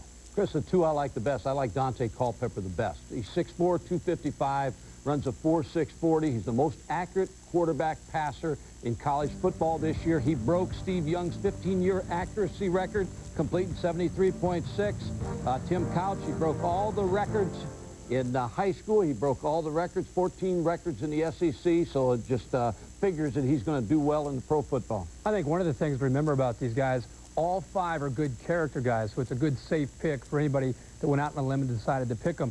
With us all analyzing and overanalyzing these quarterbacks, remember, it's not the measurables that make the quarterback, but the intangibles. Case in point would be Cade McNown out of UCLA. The knock on him, of course, the arm strength, the lack of height to be a prototypical NFL quarterback. They're off balance, demonstrating the arm strength. I think the system that UCLA has out there with Bob Toledo allows him to come into the NFL and probably have a shorter learning curve than some of the other quarterbacks. Donovan McNabb is a scrambler. Everybody's talking about how can he sit in the pocket. Don't forget that at Syracuse, he had opportunities to sit back there and demonstrate the big arm. And Akili Smith is a great leader. The players out at Oregon love him. It's going to be interesting. And the black hole of quarterbacks down since Boomer Esiason in Cincinnati, what kind of leadership will he provide for a team that is desperately needing some leadership? You're right. That's a very tough situation for any young quarterback to have to step into. Akili Smith's father, Ray, is a minister. You may want to say a prayer for his son heading to the Bengals. Here is the top quarterbacks, guys coming into their own. Ron Jaworski says Akili Smith is number 1. Jim Kelly, he likes Donovan McNabb. He's in the same camp as Marty Schottenheimer. Mike Godfrey just heard talk about Culpepper. Joe Theismann, of course, he has to be a contrarian. He goes with the short guys, the lefty Cade down from UCLA. Different quarterbacks, lots of different opinions. That's what makes draft day. Draft day. Mike Tirico. And Chris Fowler. To add to the opinions, we are joined again by Jim Kelly, class of '83, and Boomer Esiason, class of '84. But also had Steve Young and Jeff Hostetler. That was a pretty good group. Well, you heard what the guys were talking about Cincinnati and Minister and Black Hole. And give me your feel for the situation Akili's going to walk into, because it is difficult. It is a very difficult situation, Mike. And one of the reasons I think so is because, you know, he has to step in there now with Jeff Blake, and they're going to be telling Jeff Blake, look, you're our quarterback right now, but in the long term, Akili Smith is going to be our quarterback. I mean, you know, Akili, his name in Swahili means courage, power, creativity, and intelligence, or whatever. He's going to need all of those and more. And then I saw him with 32 guys up on the stage today. Okay, there's going to be plenty of seats in Cincinnati for all 32 of those people. So, front rows, God help them right now. The entourage will fit without problem in synergy, even before they go to Paul Brown Stadium. Best situation, worst situation. Of the 5 quarterbacks taken, who do you think, Jim, is in the best fit? Probably Dante Culpepper, because he's with the Minnesota Vikings. He doesn't have to worry being thrown right into the fire. I mean, you look at the guys he's going to be thrown to, Randy Moss, Chris Carter, but more importantly, the quarterbacks. You have Jeff George, you have Randall Cunningham. He doesn't have to get in there right away and try to make an impact. Boomer, best situation? Well, you know what I think? Whatever happened to fiscal responsibility is what I said. Right now, Tim Couch, I think, is worth the money. He's a guy that has shown that he can do it in a big-time college situation. The other guys all have great attributes. I'm not disputing that. The question I have is how much you want to pay these guys for those attributes. I would say Tim Couch, number 1 in the best situation. Dante Culpepper. And then the other 3, you know, I don't know. That's right, exactly. Well, you never know. With Oakland still on the clock and some 6.5 minutes till they pick, the worst situation, would it be new coaching staff? Would it be fans? Would it be the guys around you? What would define a worse situation for one of these five guys? I think the people around you. You have to, in order to be a top quarterback in this league, you got to have everything around you. All of a sudden, you get thrown into the fire, injuries, people around your feet. They're going to have a lot to think about. More importantly, if for the head coach to really remember what got him there and what can get him there, not the top quarterback. So you don't want to take too many chances too early. Boomer, as a guy who played in New York, what advice would you give Donovan McNabb after the greeting he got from the Philly fans, who've been booing their quarterback all along? So they get a new quarterback, and they boo him before he does anything. I don't understand you people, but what would you give him as advice? It's not Donovan McNabb's fault. He is a great athlete. There's no question about that, Mike and Jim. But, you know, the thing is that, you know, he's got a quarterbacks coach in Andy Reid, a head coach, I mean, who will actually have some, you know, real say-so in what he does and how long he wants to bring him, how slowly he wants to bring him along, which is good. But I hate to go back to Cincinnati, but, you know, that situation where they can't stop anybody on defense does not bode well for a rookie quarterback, and there's going to be an awful lot of pressure, I believe, in the quarterback meetings.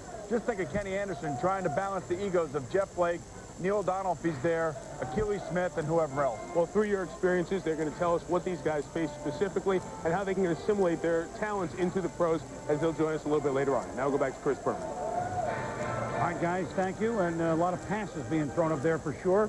Let's pass it on up to Solomon Wilcots in New England with the head coach of the Patriots, Pete Carroll, who now has a new center. Solomon. Thanks, Chris. Pete, so many people thought that you probably could have took the center, Damien Woody, at the 20th spot, but you give up 2 picks to move up 3 spots. Why do you do that? Well, we really wanted to get Damien Woody, and we wanted to make sure that we did.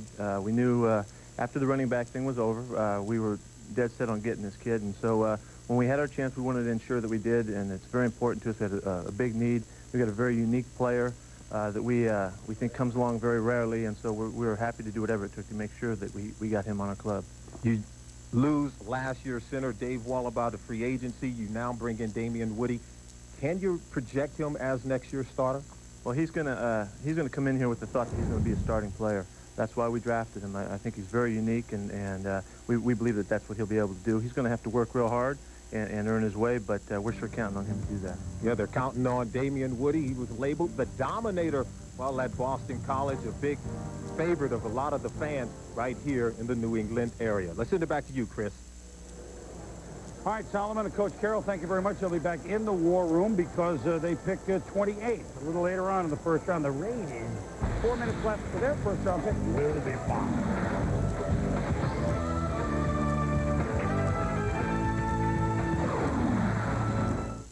Thank goodness they're unlike any others. Look at them.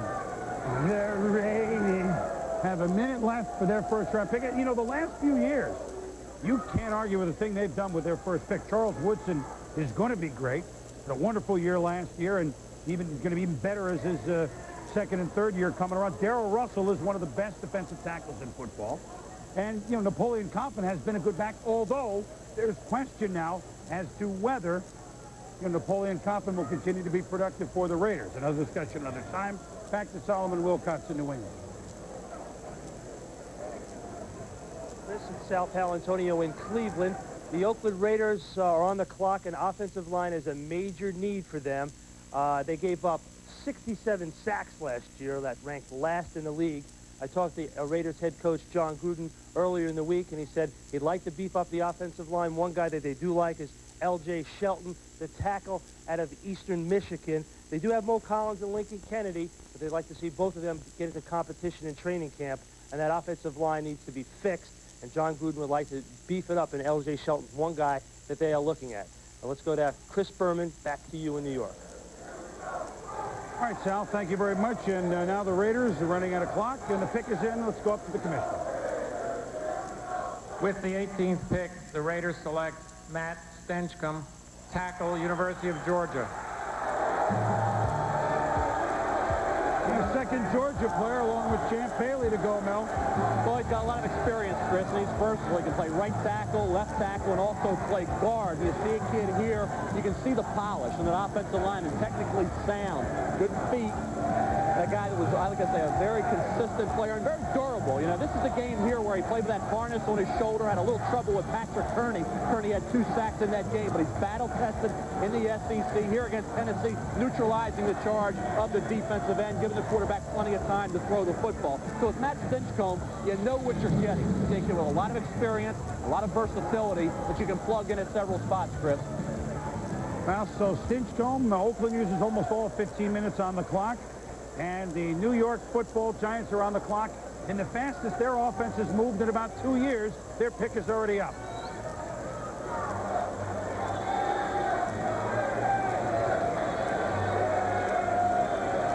Lineman, Mel? They want an offensive tackle. They wanted Faneca last year. They want an offensive tackle that has some versatility. With the 19th pick, the Giants select Luke Pettigrew, tackle, Notre Dame. And not many Giant fans were expecting that, Mel. Well, you thought about Aaron Gibson, offensive tackle in Wisconsin, still on the board at this point, right tackle or guard. Luke Pettigrew is a guy who has gradually moved up the draft board. He's versatile as well, play right tackle or left tackle, deep snapping ability. And if you watch Luke Pettigrew, consistent football player. We talked about that with Matt Stinchcomb. I think the Giants know what they're getting. Left tackle here, number 54, drives the defensive end out of the play. Here at the right tackle spot against Arizona State, providing running room as well again in pass protection.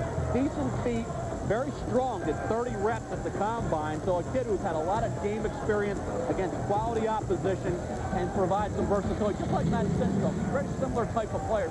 Stinchcomb and Pettigrew, and everybody's upset about Aaron Gibson, but Gibson's a right tackle, maybe a guard. Pettigrew does for the Giants provide a little bit more versatility, and Robin Oben could be an unrestricted free agent after the 99 season. Yeah, very quickly, what's going on in the stands here is that the Giant fans gave the Eagles a hard time because they wanted Ricky Williams and they drafted Donovan McNabb. Well, the Eagles fans have just sent it back to the Giants going, Luke, who? The Giants stink. I mean, it's good. The season is underway. Let's go back to Oakland and their pick of Stinchcomb on the offensive line. Well, I think you have to take a look at the depth on the offensive line and who lines up on the offensive line. Certainly, if John Gruden is going to want to run his offense with Rich Gannon there now, he's going to need some help. Mo Collins, a young guy, is going to play for him. They get Wisniewski there. Robbins is back. Ashmore, Kennedy.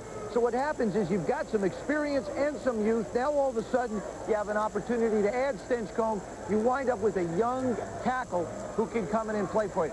Offensive tackles are so valuable now, especially in the quick set offenses that you see in Green Bay, you will see in Philadelphia, and as you see now in Oakland. I think with Rich Gannon there, you can look for the Oakland Raiders to make a real move offensively to be a lot more productive and cut down tremendously on the sacks that they had last year. And team, it has to be smiling in the same division. Mike Holmgren and the Seattle Seahawks. Chris, you look at offensive tackle in need area, they moved down, and here's L.J. Shelton, still there on the board. Or Gibson.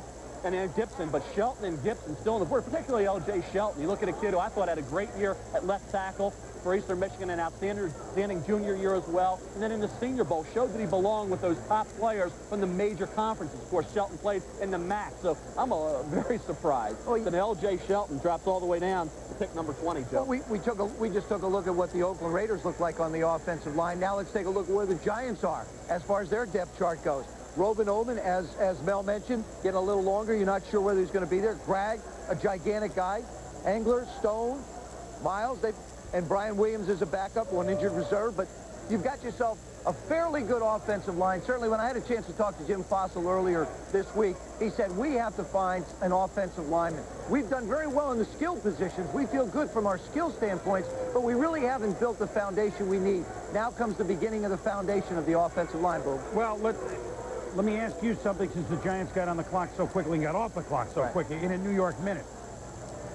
Terry Collins. Yep. Major gamble for Ernie Accorsi for Jim Fossil at quarterback or not? Not at all. I think Terry Collins' worst years are far behind him. He's grown up a lot. He's learned a lot. You have to look at the starts he's had, played in an NFC championship game. If the Giants were to take a quarterback at this spot, if they wanted to do that, first of all, it would have cost him a lot more than what Kerry Collins cost him. Secondly, you would have never gotten the experience, nor would you have been able to have him ready to play if needed, if Kent Graham can't get the job done. So to me, the Kerry Collins move is a terrific move by Jim Fossil and Ernie to get somebody in there who can play football, if necessary, right away with a lot of experience. Plus, He wanted to go to New York. And I think it's vitally important that guys want to be in certain places. Here, Joe, here he is, the record of Kerry Collins as a starter. Of course, in '96, as a youngster, he took Carolina to the championship game, a game they lost at the Packers. But the problems in the clubhouse more than anything else, you know, at 2-9, a lot of work to do. But you know something, so much of what the reflection of that record is that football team fell off the map in a heartbeat. Remember, it was an expansion team. It was put together with veterans. They all got old in about a year, and all of a sudden, bang, they were gone. He really didn't have a lot of support around him either. Some of the biggest names in football. Mike Ditka had Kerry Collins last year. Bill Polian, who drafted him in Carolina. Their thoughts on Kerry Collins and where he might go. I think Kerry's really a good person. I really do. I think that like all of us, sometimes we wander through life and we just don't know where the heck we're going at times. We keep bumping into walls.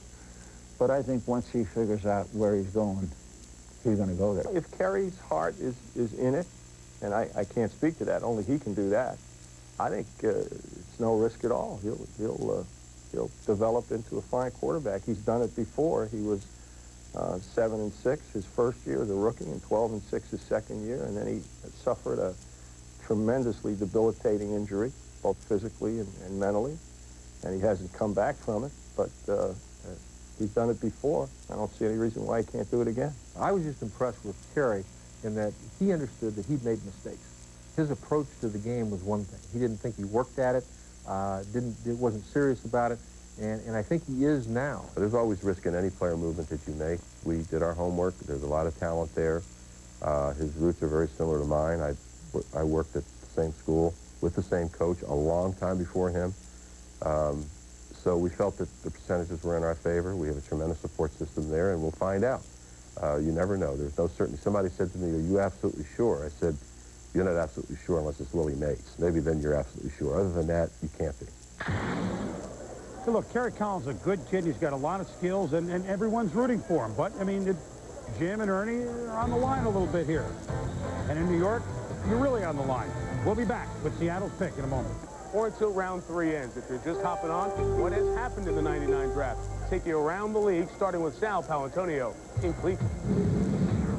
Head coach Chris Palmer told me that even though he acquired veteran quarterback Ty Detmer in a trade with San Francisco, #1 pick Tim Couch will have a legitimate chance to win the starting job. Palmer said it's open competition on the entire roster. In the second round, they have 2 picks. Look for them to go skill position on offense or perhaps defensive line. Now let's go to Sean Salisbury. Here in Indianapolis, the Colts got exactly what they wanted with their first-round selection. Miami Hurricane running back Edgerrin James, who fills in now that Marshall Faulk's been traded. Head coach Jim Morris said he loves his versatility and that he can stay in on every down. Look for them in the second round to go defense, corner, or linebacker. Now to Andrea Kramer.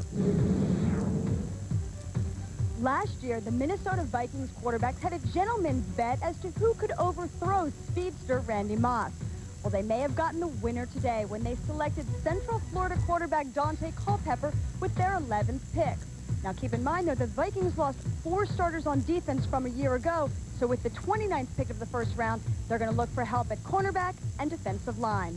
Now let's head to Ed Werder. Well, here in New Orleans, earlier this week, owner Tom Benson infuriated the fandom with a $8 across-the-board ticket price increase. Today, they get a player who may be able to fill those seats no matter the cost. Heisman Trophy winner Ricky Williams, Mike Ditka with nothing to do the rest of the day, planning to go out and meet Williams at the plane. Tom Benson's taking his private plane out there to charter Williams back here to New Orleans. He'll have dinner with staff members, including Mike Ditka tonight. Let's go to Solomon Wilcott. In Foxborough all week, the Patriots were trying to move up in the draft to take either running back Ricky Williams or Edgerrin James. Instead, the Patriots played let's make a deal, and they would jump 3 spots to take Boston College center Damien Woody with the 17th pick. Now let's send it out to Hank Goldberg. In Miami, I reminded Jimmy Johnson that at the end of last season, he told me his defense is set. The focus is now going to be on offense. And so he took his number 4th pick, gave it up for restricted free agent Hunter Goodwin, a tight end from Minnesota. Traded his 5th pick to San Francisco for the big guard Kevin Gogan, and one of his 7th picks to the Giants for running back Tyrone Wheatley. So Jimmy's draft started long before today. More offense to come. Let's go to Tom Jackson. here in Denver, Mike Shanahan still has 11 picks on the board, and certainly front seven personnel on the defensive side starting to run low. So if there's going to be a deal, it will probably happen soon. If not, with the 31st pick, we can start thinking about Mike Shanahan moving down and into the second round. Let's go back to Mike Tirico in New York. Tom, thank you. We've had a trade at pick 20. You see Seattle's on the clock. We can change that now. The Cowboys are on the clock. Mort, why would they make a move up here? Well, everybody knows that Leon Lett status is hanging in there because of his pending suspension over another positive drug test. They're desperate for defensive linemen. They wanted McFarland. McFarland's off the board. So they got to be looking at somebody like Mike, like Reggie McGrew, the tackle from University of Florida. Now, there's Ekubon, there's Lamar King, players like that. But I think they're desperate for a defensive tackle. McGrew would be a logical pick right here. We'll go backwards 1/2 second. The Giants took Pettigrew, the offensive tackle out of Notre Dame. We should look at the Giants' new assistant coach as part of the influence of that pick. Yeah, Jim McNally is their new line coach. And I think the Giants hired him because they want their offensive linemen to have an identity. A very tenacious coach, good technician. Jim McNally obviously liked Pettigrew, although some people thought they'd take an Aaron Gibson, who's a very physical guy. But I know this with McNally is going to have an influence there. And still on the board, Ed Werder. We're going to bring him in now from New Orleans, where the Saints' work is done. But Ed does have news on the trade that the Cowboys pulled. Ed? Right, the Cowboys have moved up in a trade with Seattle, moved up 2 picks. They're going to take North Carolina defensive lineman for the 2nd year in a row, Ebenezer Ekubon.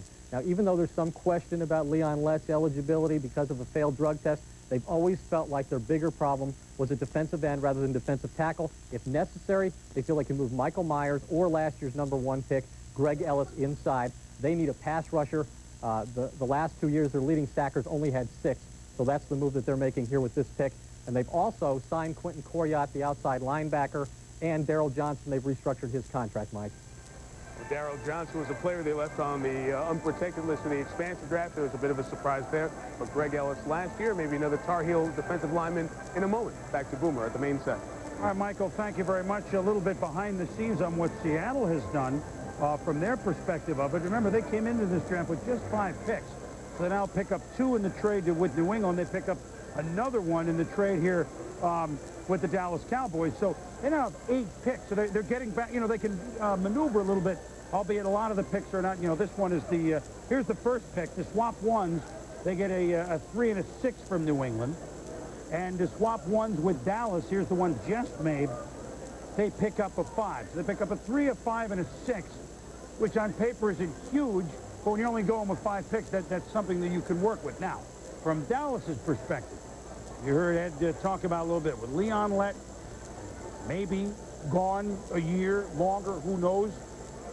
This is very smart, and maybe a pick that they might have made anyway, although certainly now a little bit more for need. Yeah, there's no question. I think the area of need for the Dallas Cowboys certainly focused on the defensive line. If Leon Lett winds up not playing, then it's an excellent move. Even if Leon Lett was there, it was going to be an area of complement. Kavika Pittman, McCormick, these are guys that have really got to be able to come on and be able to play some football. There's no question that the Cowboys have committed themselves to many years with Troy Aikman. We know the new deal that he signed. That's on the offensive side. They went out and got Rocket Ismail, so they've added that complimentary receiver to Michael Irvin. Now, all of a sudden, what do you do on the defensive side? First, you get Deion Sanders healthy. Then, all of a sudden, you get some defensive linemen. Then we jump to the commissioner because he has more information on where we want to go with the next pick.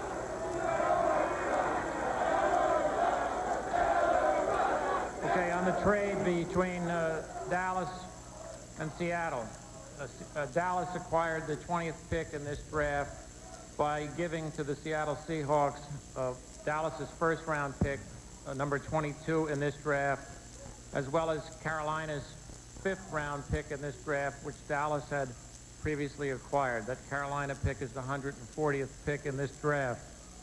With the 20th pick in the first round, the Cowboys have selected Ebenezer Ekubon, defensive end, North Carolina.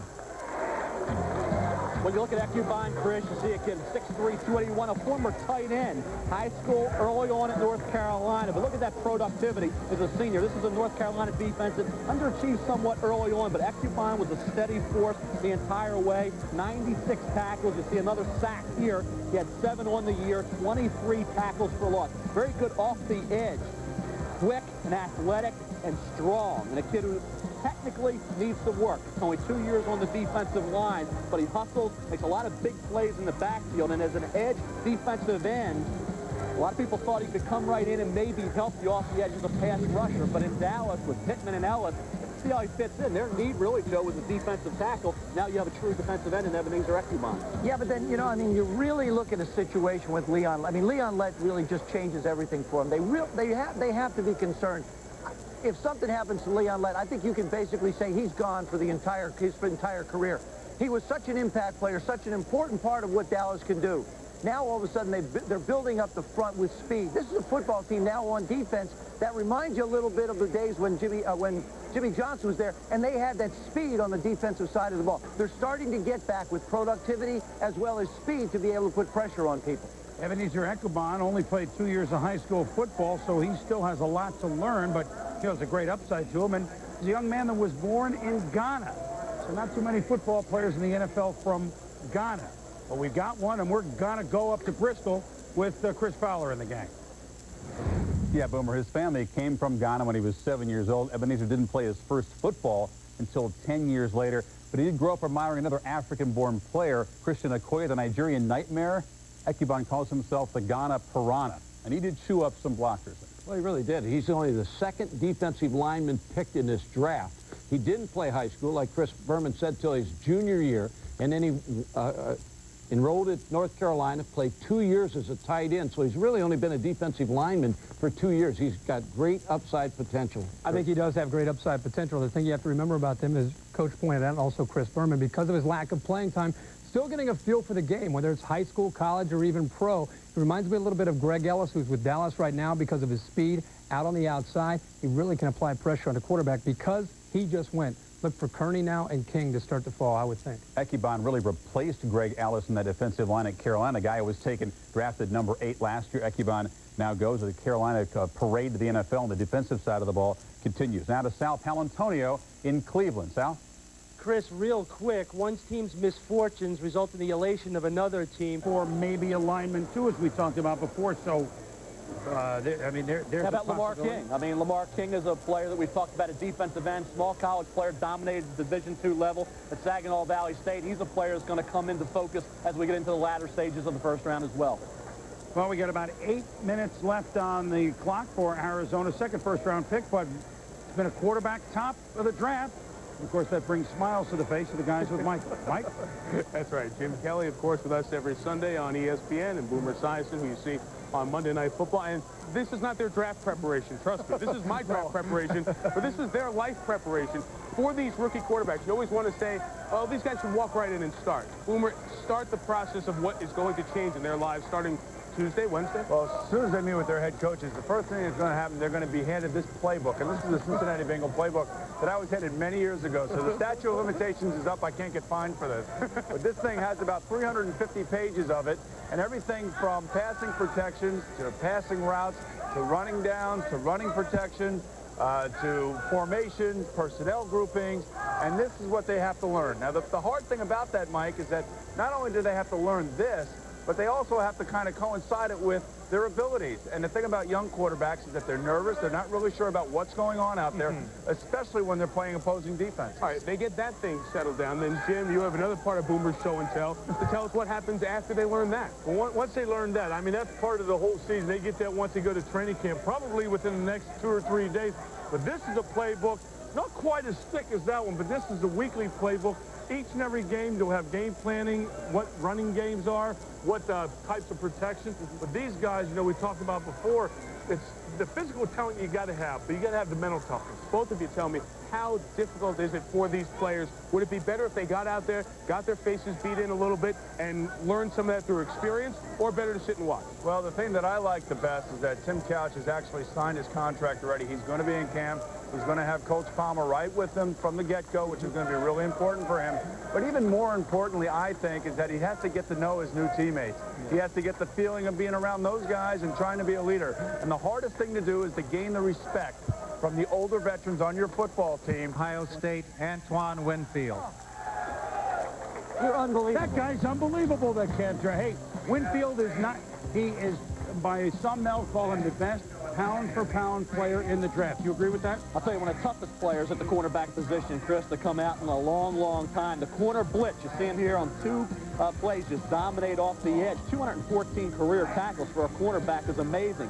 Decent ball skills here, making the play in coverage. You'll see another pass breakup here as well. You're looking at a kid 5'8.5", at good recovery speed, not great recovery speed. Adequate leaping ability, 38.5 vertical jump. But he doesn't have those special, skills as a jumper or in terms of recovery speed. We'll see if he can compensate for being 5'8.5". That's the question, Joe. In a league dominated by big wideouts, Ken Winfield at 5'8.5" get the job done. Yeah, but you got Mark McMillan. He's sort of like the little cornerback's hero. Here's a guy who's come on, nobody thought could play real well, and yet he did a terrific job for Kansas City. All Mark McMillan ever does is play good football for everybody, even though he's a smallish type of a corner. I think this kid can come in and be the same type of a player. Hey, they saw what happened when Thomas Smith got hurt last year. They lost Burris. They had some injuries there. Turner Urban. This is a good pick for Buffalo, a position of need, and a tough player in Antoine Winfield. That's who they had eyed all along. They were hoping that he would fall through because of the size. They're not scared off of the size. Buffalo is very happy right now. Also, I think happy right now, let's go out to the beautiful Pacific Northwest and join the coach / general manager / executive vice president of the Seattle Seahawks, Mike Holmgren. Mike, that's a lot of baggage there, a lot of titles, and you've also picked up draft picks here, Michael. I mean, you were dealing and still got a player who you were looking for. Were you nervous after a while that a couple of these players you might have made one deal too many? Well, that always crosses your mind, Chris. In fact, I was thinking about making one more, and then I got, it was kind of like the Philadelphia reaction by the people in the room.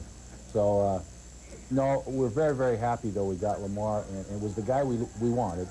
And then we were fortunate enough as well to pick up some picks. We only had 5 coming in, so this helps us a little bit, and now we can play a little bit the next 2 days. Well, you probably from Green Bay snuck over once to Saginaw Valley State. Nobody recognized you at the game. Assess, if you will, for us what you have found now to be on the roster of the team overall. Is this a team loaded and ready for a big-time move, you hope, this year? Do you have the guns to challenge Denver, at least in that division? Well, you know what? Denver is a fine football team, and the division is very strong. It remains to be seen. I was very pleased with our first minicamp, however, and I believe we have a chance to be a good football team. There's pretty good talent here. Some of our key people, particularly at quarterback, we have a young quarterback. He has to come through for us. But our defense appears to be pretty sound, and then with the addition of this young man, Fritz is going to be able to shuttle those guys in, keep them fresh, and I like our football team right now. Mike, you've gotten a look now at Jon Kitna. You only saw him a little bit on film, but now you had the mini camps. He's a youngster that shows a lot of promise. You also traded for Glenn Foley. Is it Kitna's job, and how good could he be from your first assessment? Well, Chris, it's real early. But right now, John's our starting quarterback, and Glenn knew that coming in, and I'm pretty upfront with those guys. Glenn came in and had a good mini camp as well, however, but it is mini camp, and I think you would like everything about Jon Kitna just as I do. He's just inexperienced and hasn't played a lot.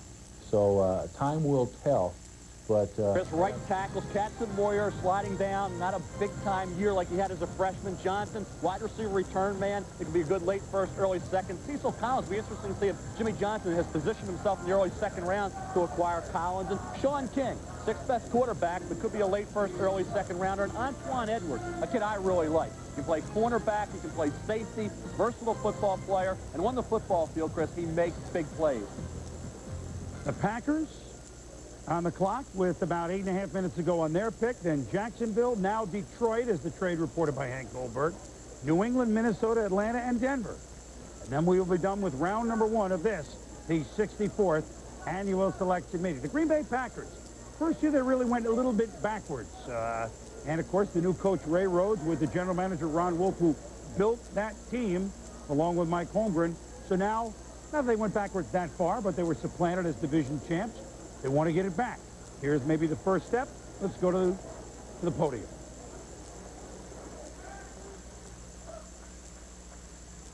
With the 25th pick, the Green Bay Packers have selected Antoine Edwards, defensive back, Clemson.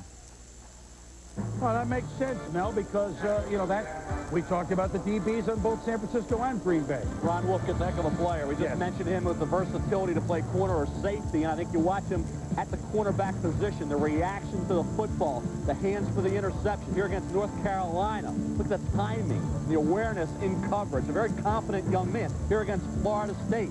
Another opportunity in coverage to break up the pass play. So you're talking about a kid who's gone up against big-time opponents. Here, making up ground in a hurry. Here's a return where you'll see some athleticism and quickness as well as a burst. And he applies that ability in coverage as well. This game was against Virginia. Here against South Carolina. Picks off the pass, takes it to the house. So you're talking about a kid experienced against Torrey Holt this past year. Had a real good first quarter and a half, then a little banged up. When he left the game, Torrey Holt had a heck of a performance. So Antoine Edwards, a cornerback or a safety, he ran a 4.52 during an individual workout. Some teams thought that maybe he's just a safety, but with the pads on, Antoine Edwards, I think, has enough recovery speed to begin his career as a corner, then maybe move inside the safety. Nice pick for the Packers. Well, it is a good pick because now all of a sudden you got a little flexibility with Darren Sharper. You've got your corners outside. Remember the division they play in. You've got the Minnesota Vikings out there, and then you start to take a look at the combinations they're up against. Carter and Moss, Moore and Morton, Conway and Ingram, Anthony and Emmanuel. You've got some wide receivers in this particular division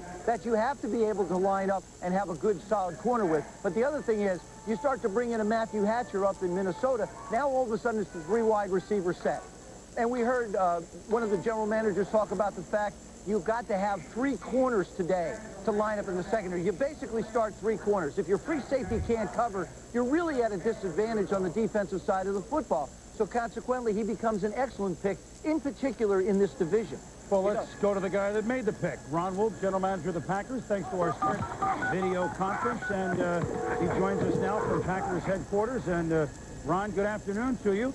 Do you... How are you doing? Good. How are you? Doing well. A lot of folks It's were a long day wondering back here, Chris. Yeah, it sure is. Hey, Antoine Edwards, can he play corner or safety in your evaluation, or is he just a safety? He's a corner in our evaluation. Has only been a corner in our evaluation. I say that primarily because of what Joe Theismann was just alluding to, the fact of the size of the receivers in the NFC Central. We had to get somebody that can take that away, and we need big people.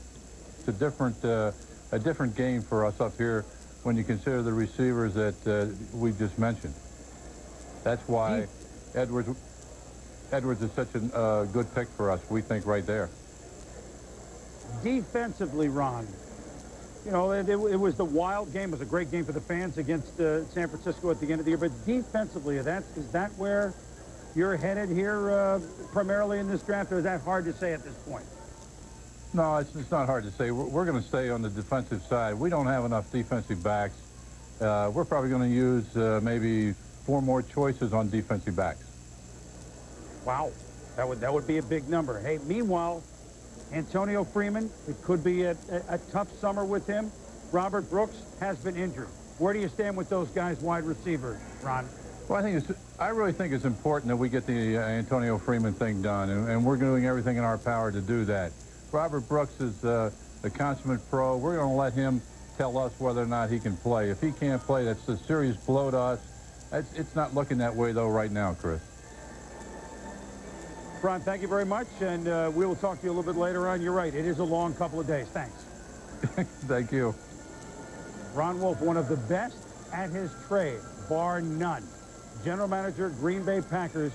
He and Mike were a tremendous tandem, but he was making the calling the shots in these drafts. And, you know, they made that move with Bonnie Holiday last year, and that was one of the best moves made last year in the first round of the draft. Let's go up to Bristol and join Mark Malone and Ron Jaworski, guys. Boom, thanks. Probably no surprise. Green Bay goes after a big defensive back. Ray Rhodes, of course, a former defensive back himself.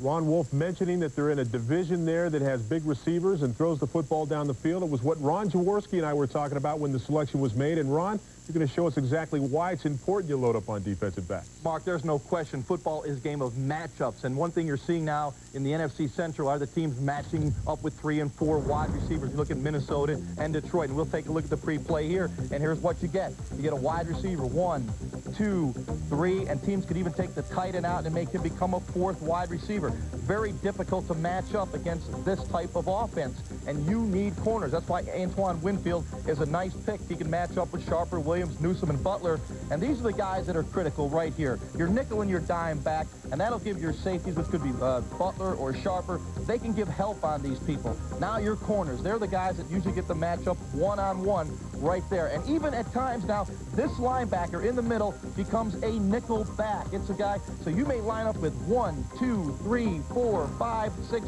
7 defensive back against this offensive set. It presents some real matchup problems. And when you got a guy like Winfield, who's, again, 6 foot and 190 pounds against those big receivers, it's a real plus. But matchups are the key, and teams can't get enough of defensive backs, Mark. And Jaws, at a 4.5 40, this is a guy that's going to play over the slot. Also a strong safety type, can blitz and cause problems for quarterbacks. And, of course, quarterbacks, a big story here on Draft Day 1999. We're going to come back, and we'll have a lot more here on ESPN as our draft coverage continues.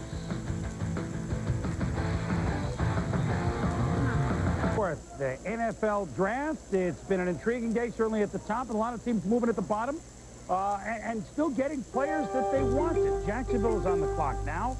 Detroit now coming up because Miami has traded out of the first round. And then the 4 teams, well, then you have New England and then Minnesota, Atlanta, Denver, the heavy metal of last year's season in the National Football League. So Jacksonville is a team that really was looking pass rush here. Is that where they? Well, we'll find out in a minute. The commissioner is back, so let's go to the podium.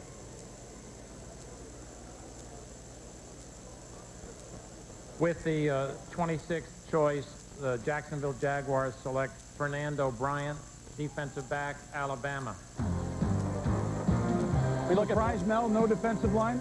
I think the corner was something they felt like they needed. Charles Fisher's name had come up. Bryant had come up. Chris Patrick Kearney as well. But Bryant is a technically sound cornerback. You know, good fundamentals, very experienced. You see him here in coverage against Florida, recognizing the pathway, coming off his receiver, making the interception. Here is a kick returner in the SEC against Tennessee, showing his speed and quickness there.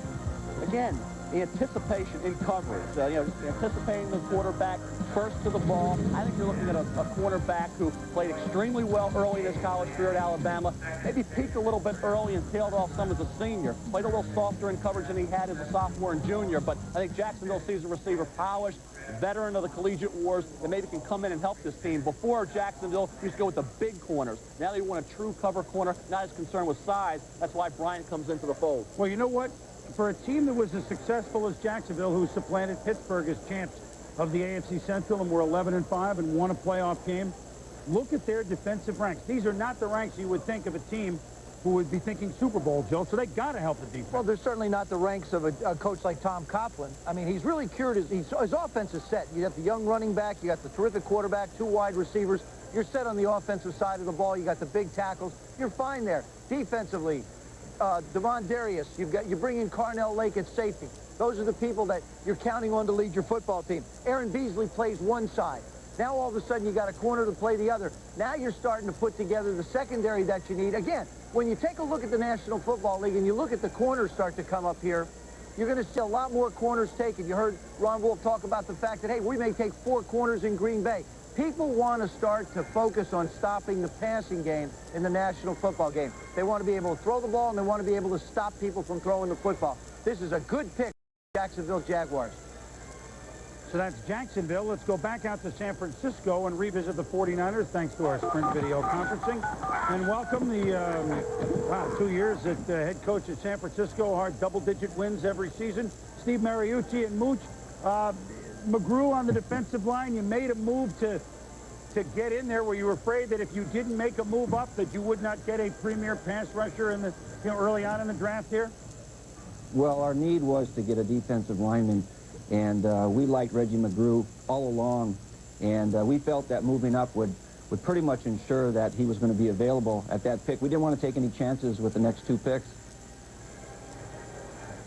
Booch, update us on Bryant Young, who had the horrific injury last year, and then obviously this is one of the reasons you're drafting McGrew, albeit not the only one, and Garrison Hurst, who went down in the Atlanta playoff game. How are they doing, Steve? You know, they're here working just about every day. I see them, and they're in the weight room and rehabbing with their legs properly. They're working their upper body. They're doing everything they can to be physically ready. It takes time. You know, it not only a lot of rehab, but it takes a lot of time. And that's not the only reason why we took Reggie McGrew early in the round, because of B.Y.'s health. B.Y., we believe, is going to be okay for us. We had a need at defensive line, whether B.Y. was injured or not, but we're optimistic about both Garrison and B.Y., actually. Steve, let's plug in the offensive side of the ball where you're a little more comfortable. Steve Young, of course, wants to play about 18 more years, but Jim Druckenmiller, there's a question whether he will stay or will he go. You brought in another young player. Where does Ty Detmer is in Cleveland? Where do you stand if Steve Young goes down? What are the plans right now? Well, you know, Steve Young was in our office yesterday. He came in the war room and he wanted to check and see what we were doing, and he called this morning too. And he's telling us that he would love to continue to play. And, geez, he's in great shape, and who knows, he might play for a while, and we'd like that. Jim Druckenmiller's still on our team. He's here working every day along with Jeff Garcia, who we picked up from Canada, and they're doing a good job. And right now, that's our depth, Jeff Garcia and Jim Druckenmiller, and unless something changes, we'll go into the season with them. Do you think quarterback is a position we might see you go in the next few picks? Could that happen today or early tomorrow? Well, we don't have a pick now, Boomer, until the third round. So, you know, while everything's possible, and that is a possibility too, we do have some other needs on this football team, particularly on defense. So, you know, we've got to see what's available for us and also consider our needs. And like I say, we still do have more defensive needs. All right, Steve, thanks for joining us. We'll talk to you a little bit later. Appreciate it. Okay, thanks. Certainly nobody more personable, and boy, you come into what was a tough situation, theoretically, when he became head coach. Tried to win more than he did in the first 2 years. We'll be back in a moment.